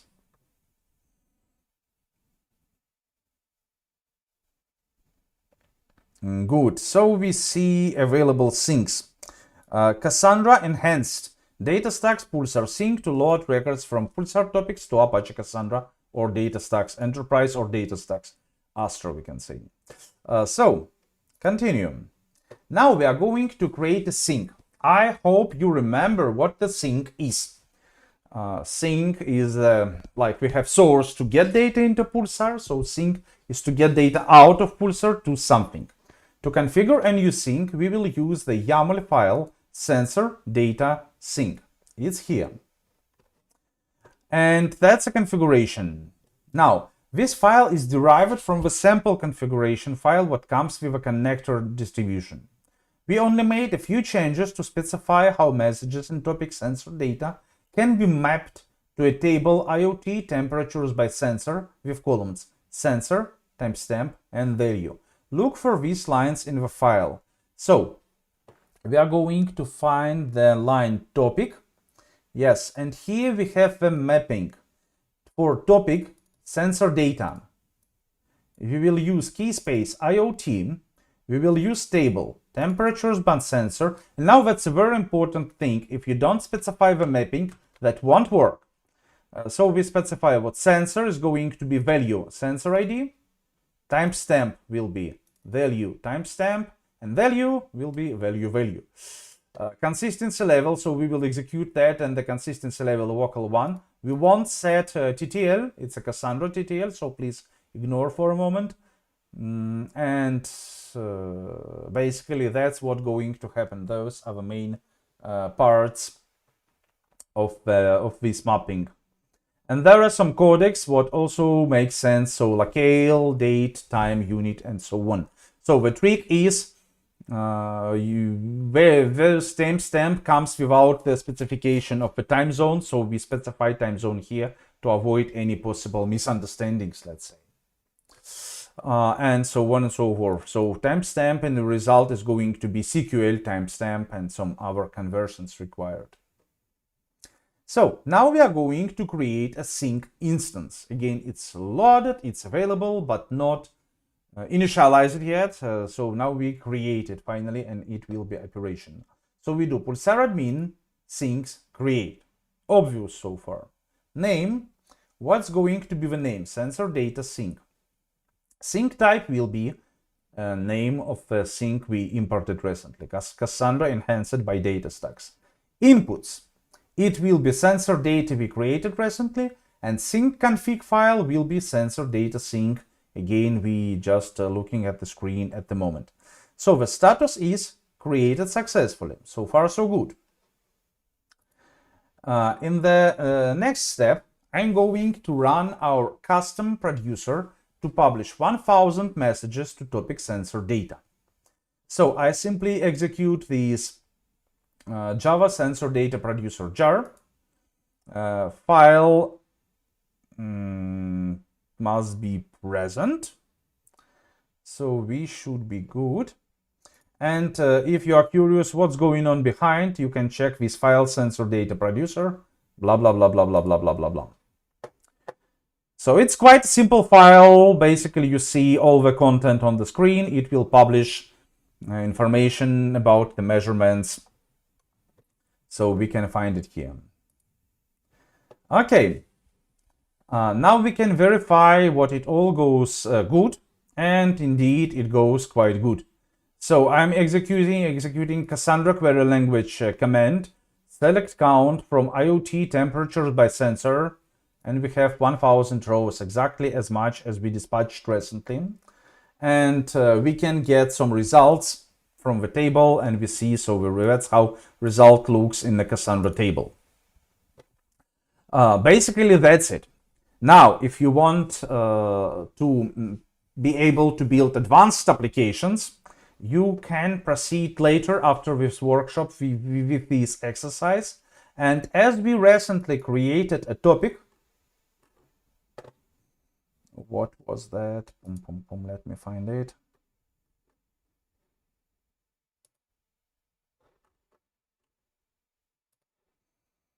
Yeah, sensor data. You can get, you can make some application for example, with the Python example we did today. Subscribe to the same topic and see how it works and how you can make it working to Cassandra and to in our application. There are no special prizes for that in our homework in the participation certificate, but it definitely helps you to get better understanding of the system. So we are done with this step, and Zeke, what's our plan then next? Well, we have just one more. Can you see my screen? Just a second. I can, but they can't. So give me a moment to switch. Okay. Boom. Yeah, you are good. So briefly reflecting on multi-tenant, because now we're getting into deployment and architecture. So multi-tenancy basically is a way to deploy your applications with multiple business units and the multiple stakeholders on a single cluster. So what this means is your application should be subscribed to a topic which falls under a namespace and a tenant. And ideally, you and your application team would fall under a tenant or a namespace, and then would have many topics they can subscribe to therein. And these topics can be replicated either to stay in one data center or to be worldwide. And each of these different tenants namespaces can have their own authentication, their own security, and their own rule set. So this is why I keep saying at the very beginning, Pulsar is built on top of RabbitMQ, on top of Kafka. It's a technology that enhances the capability of messaging. And what is georeplication, you ask? Well, basically what you can do is your topics are replicated on a tenant basis and namespace level, and you can also have what's called a replicated subscription. So a consumer can subscribe to multiple clusters in case of a failover. Now, georeplication gives you multiple ways of replicating data. You can do geosynchronous replication per message, and you can set it at the application level to restrict it to certain clusters. There's different ways that you can georeplicate. One is you can have, two-way replication between data centers. Another way is one-way for failover. And a third way is aggregation. So you might want to have an aggregated data center as well. So how do you deploy and operate Pulsar? Well, generally speaking, Pulsar consists of multiple components. You have, this is a diagram for multiple data centers, and this would be an on-prem deployment. So you'd have bookkeeper nodes, you'd have pulsars and zookeepers, and in front of all of this, per data center would be a proxy. So Pulsar proxy acts as like the gateway between everything else. So to configure and launch a global zookeeper, first you need to deploy optionally a global zookeeper. Then you need to deploy what's called a metadata node, and the metadata node just stores initialization data for zookeeper.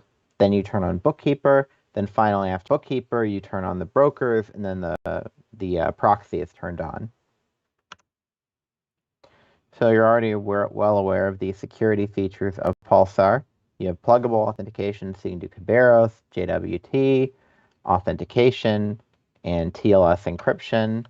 You can do monitoring with the built-in Luna streaming charts, which we offer. So you can already see these Prometheus alerts and metrics. We have the admin console, the Pulsar manager, and the CLI tools. I have demos planned here, apparently. Not really. I think it's a good time to do a quiz. Yeah. What do you think? Let's do it. I really like this idea.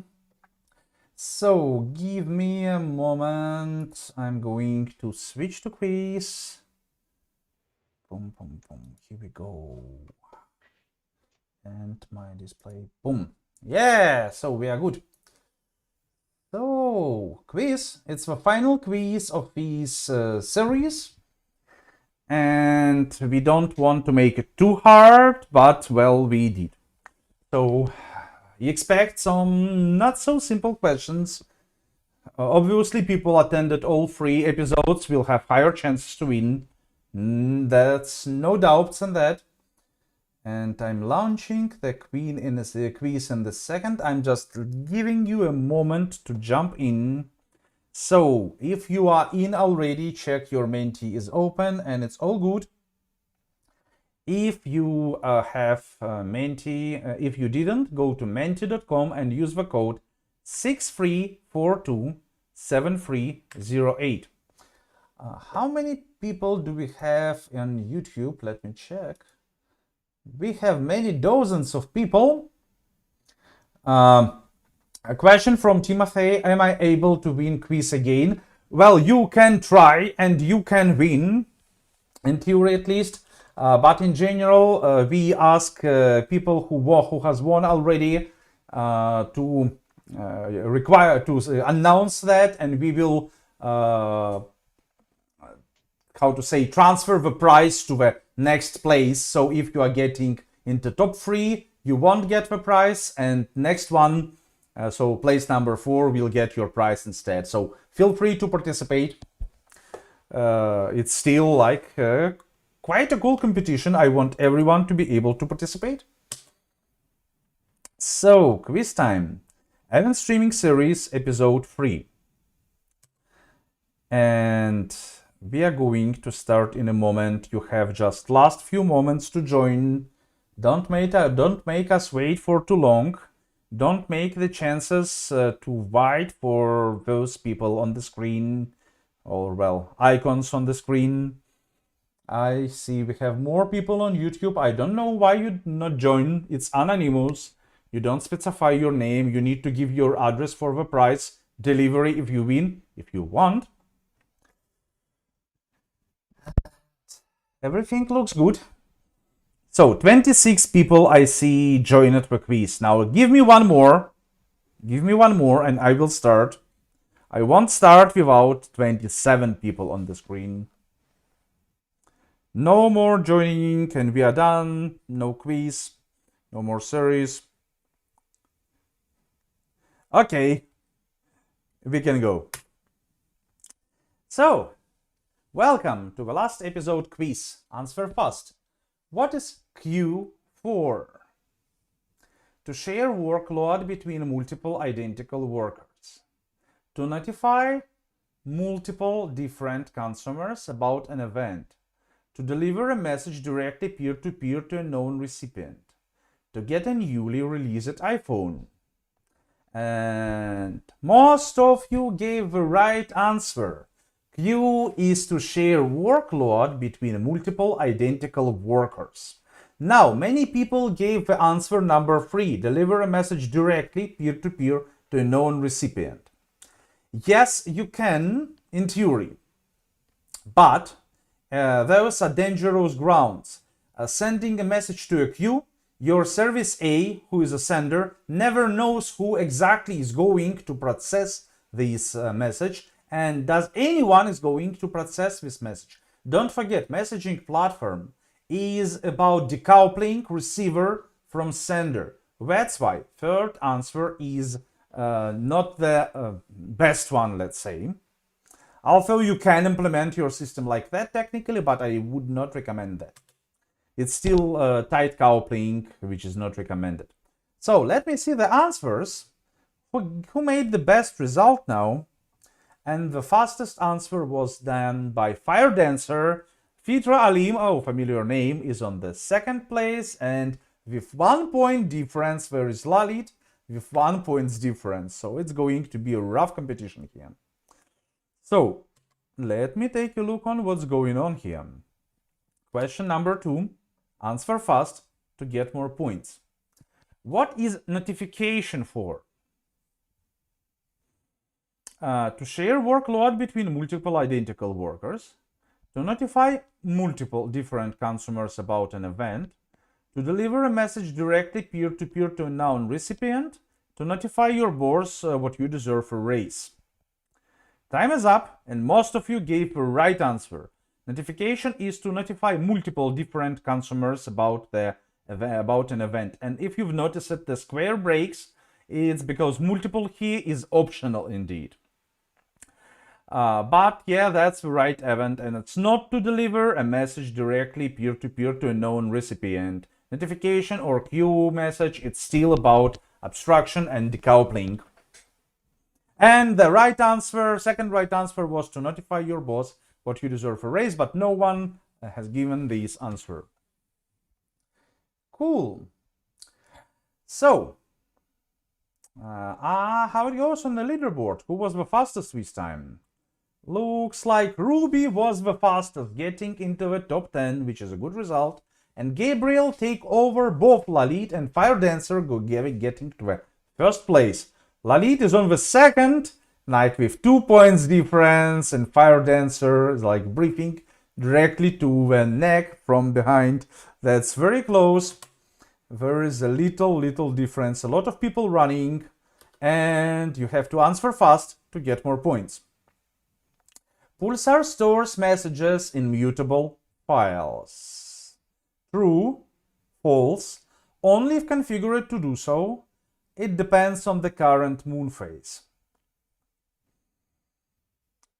So, how does Pulsar stores messages? True, false, only if configured to do so. And the answer is no. Pulsar does not store messages in mutable files. I promise it you, the last quiz is going to be complex. Right answer, this statement is false. And no, it cannot be configured to do so. The trick is that's exactly the same like with Cassandra. Mutable files are slow. File operations on mutable files and changing files are slow.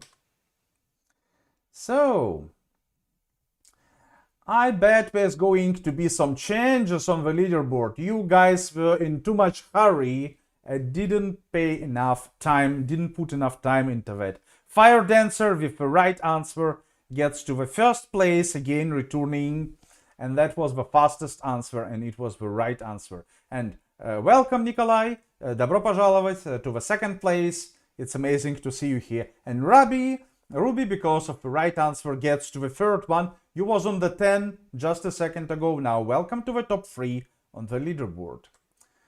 So, the battle goes on, and that's a question number 4. You know what to do? You know. Answer fast to get more points. Pulsar functions cannot act as message black holes, cannot duplicate a message to several topics, cannot be written in Haskell, where the Pulsar engine is made of. So your time is up, and Pulsar functions indeed can act as message black holes. That's the wrong answer. Pulsar functions can duplicate message to several topics. We did something very similar today. They cannot be written in Haskell, indeed, and they not what the Pulsar engine is made of, and only 4 people gave the right answer, which makes this quiz very interesting and unpredictable. So now everyone made a mistake at least once. Fire Dancer makes a mistake and Lalit was fastest, but still Fire Dancer was fast enough and good enough in the previous questions to keep the first place, and Lalit now is on the second with 30 points difference. Okay, hey Saverio, you are in top 3. Well done. Now let's take a look what's going on. Question number 5. Answer fast to get more points. A sync in Pulsar is a nominal topic no consumer can subscribe to. It's a connector from an external data source to Pulsar. It's a connector from Pulsar to an external data source. A failed, costly setup as in money sync. This one was much easier. That's good. So that definitely makes sense. Now, it's indeed a connector from Pulsar to an external data source. So this one was easier, but who was faster? Who gave the right answer and who was fast meanwhile? And Lalit and Saverio are doing mistake. I cannot believe. That's amazing. That's a competition. So goodbye. It wasn't for long. Hope to see you again. Then Kat made it fastest, getting to the 7th place. Fire Dancer is on the 1st, Nikolai on the 2nd, and Lalit still in top 3. But with the Fitra Alim so close, just like 22 points exactly the difference. That's amazing. And Ruby still has chances. So you know what? It's going to be question number 6. Are you nervous? Even I'm nervous and I have no chance to win a prize. But I'm nervous already. I believe you do too. Does it feel like a Super Bowl? So, question number 6. Answer fast to get more points. Pulsar has stateless brokers. It means all brokers must serve all topics. If brokers crash, they had no stored state, hence must be replaced. Brokers can transfer topics seamlessly to each other. Broker must apply for a citizenship. Okay, yes, it was hard one. It was hard one. Statement, all brokers must serve all topics. Completely wrong. If brokers crash, they had no stored state, hence must be replaced. No, vice versa, stateless is good. Stateful is painful. Stateless is good. Try to make your services as stateless as possible, preferably perfectly stateless, and it makes your life so much easier, that's for sure. So, brokers shouldn't be replaced on crash because they're stateless. Right answer is brokers can transfer topics seamlessly to each other. That's the right answer. So, I'm like, oh my god, that's incredible. That is a real fight. That is a real competition. Saverio makes it back to the top 3, overtaking Nikolai, but only for minor difference. Ruby with the fastest answer is on the 2nd place, and Fire Dancer still keeps the 3rd one.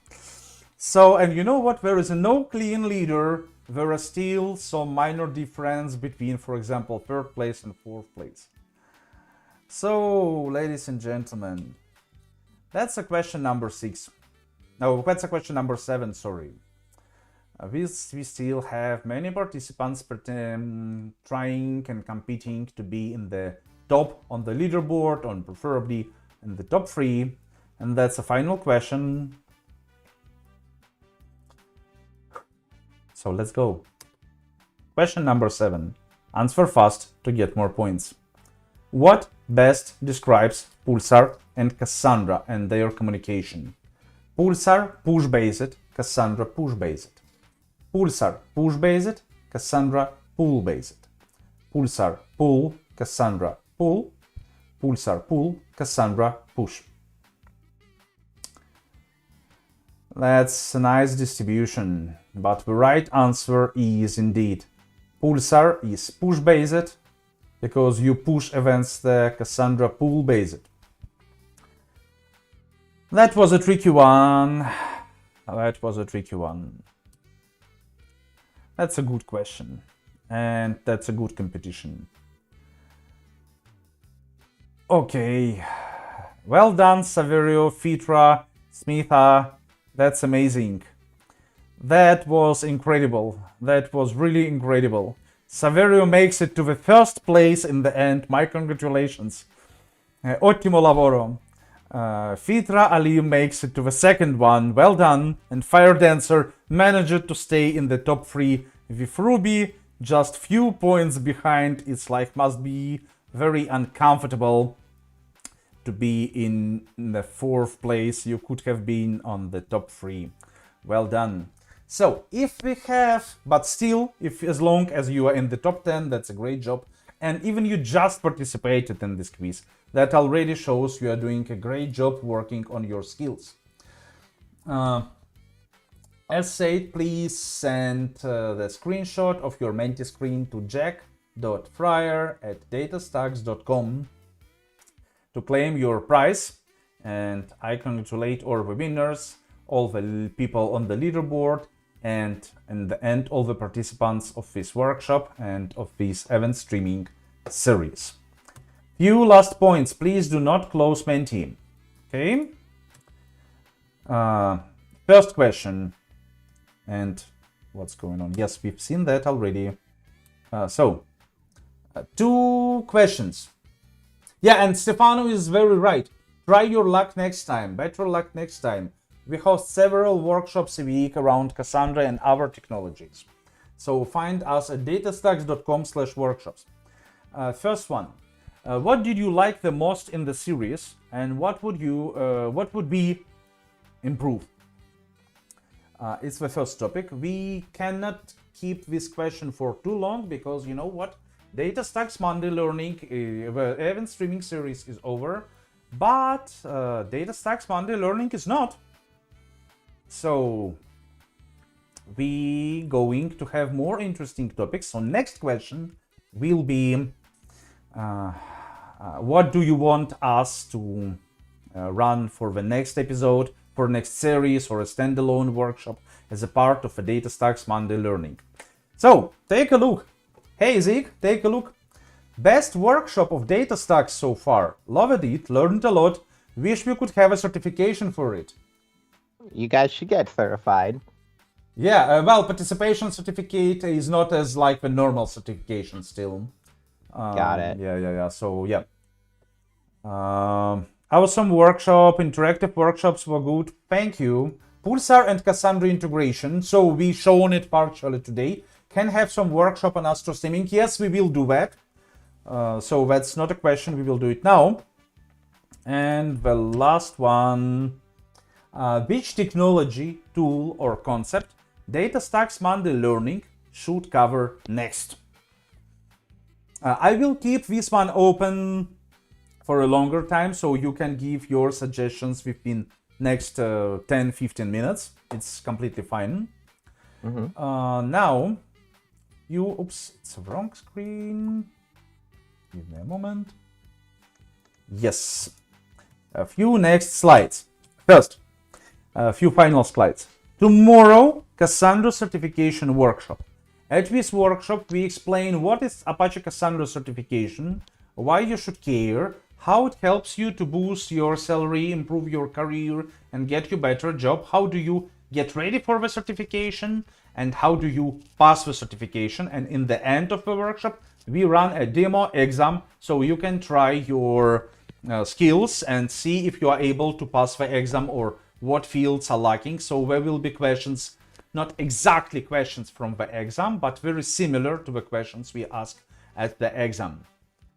There is no participation certificate for Cassandra certification, but it helps you to prepare better for the real, globally recognized, verifiable certification on Apache Cassandra done by DataStacks. And it's free. Now, well, again, not free for you, not free for you, not free for us, but your certification for Apache Cassandra as a developer or administrator is sponsored by DataStacks. And link for the event is directly on the screen, is dtsx.io/Cassandra-cert-2206. There is a good question. How do we get a participation certificate for Pulsar series? I will tell you in a moment. Next. Oops. This week on 23rd and 24th of June, build Spring microservices with NoSQL database, led by Cedric Lundven.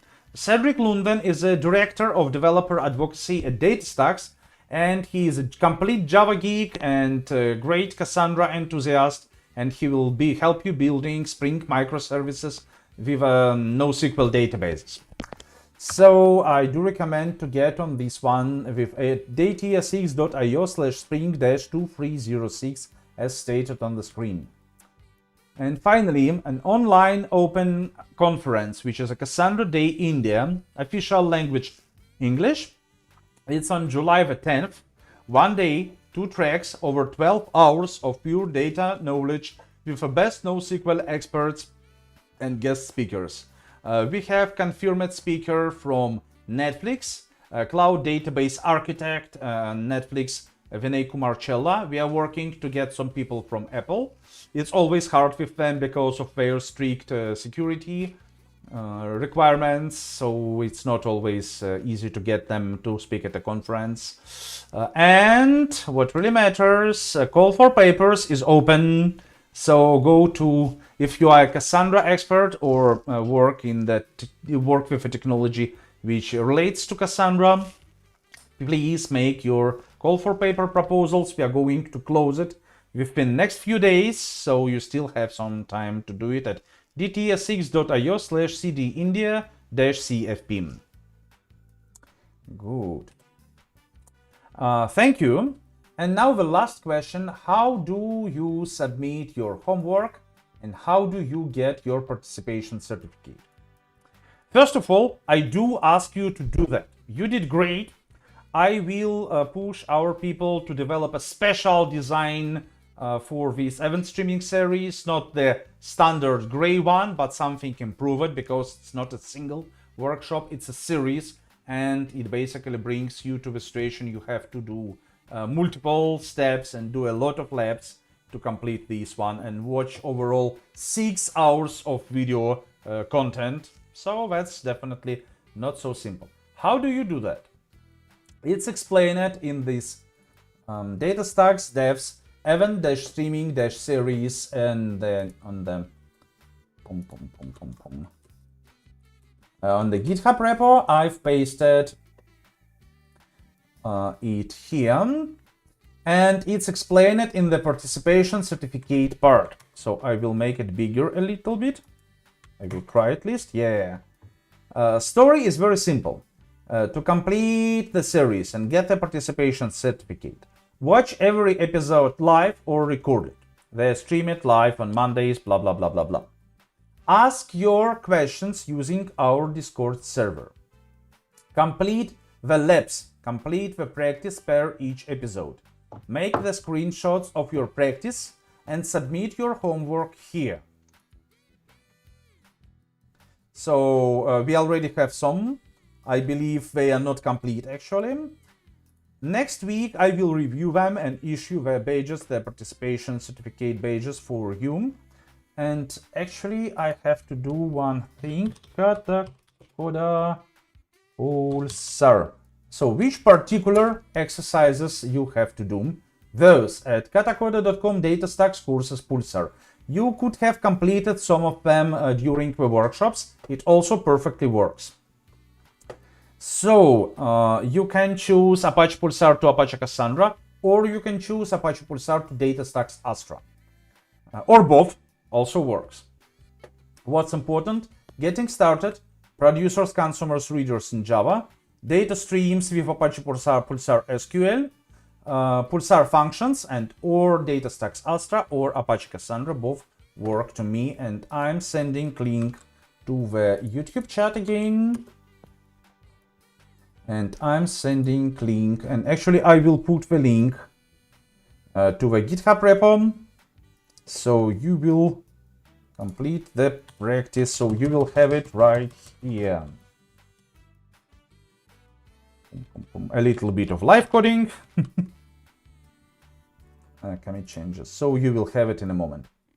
Katakoda link, as you could have seen right now, is published, just one message above yours.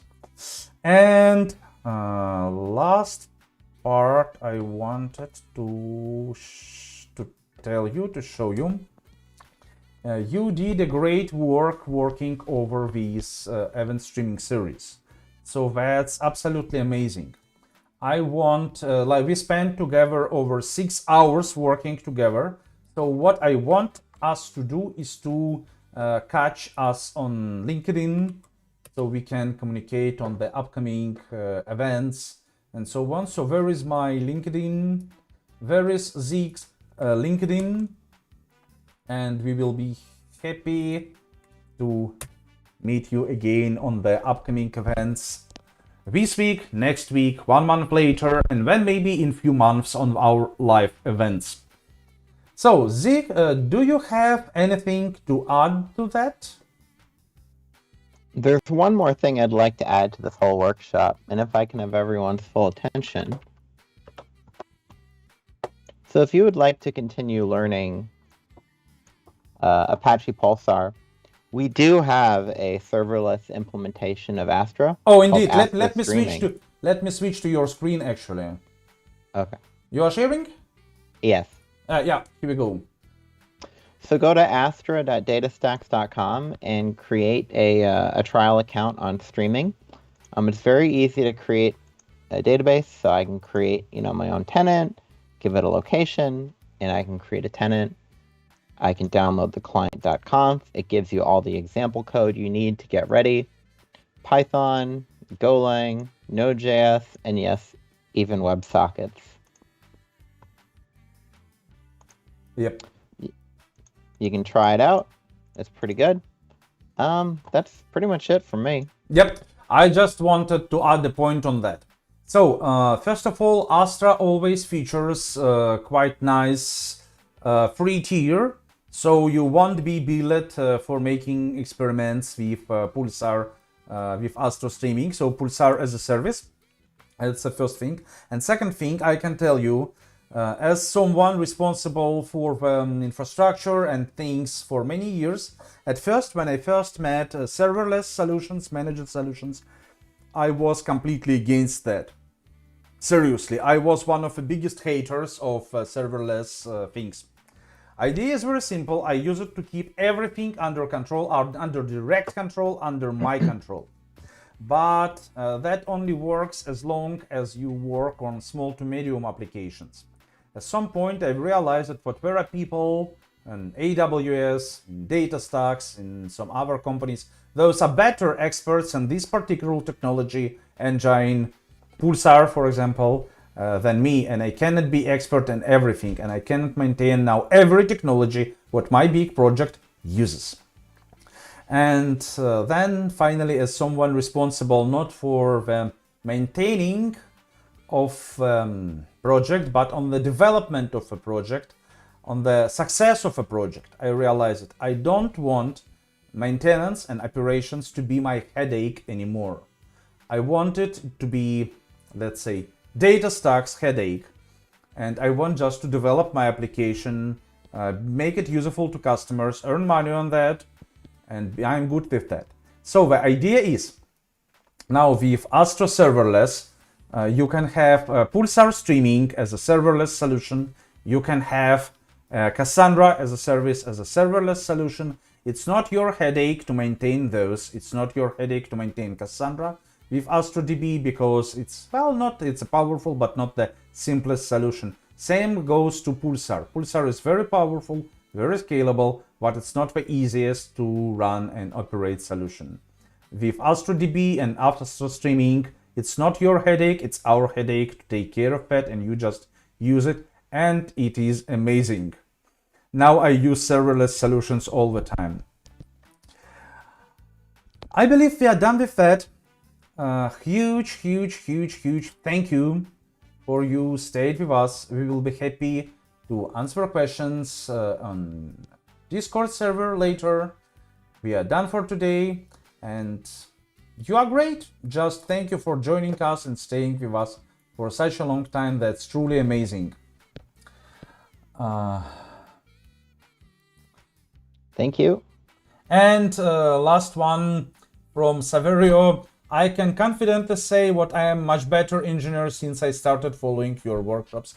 Thanks a lot, guys. And thank you. Thank you. Thank you. That's really incredible. We are happy to be here. Thanks, Zeke. Thanks, Stefano, our invisible hero in the chat. And we are happy to see you again. Send your messages on LinkedIn, send your questions on Discord. We will be happy to see you again. We are done for today. You have the best. And enjoy your week. We hope we did it better for you.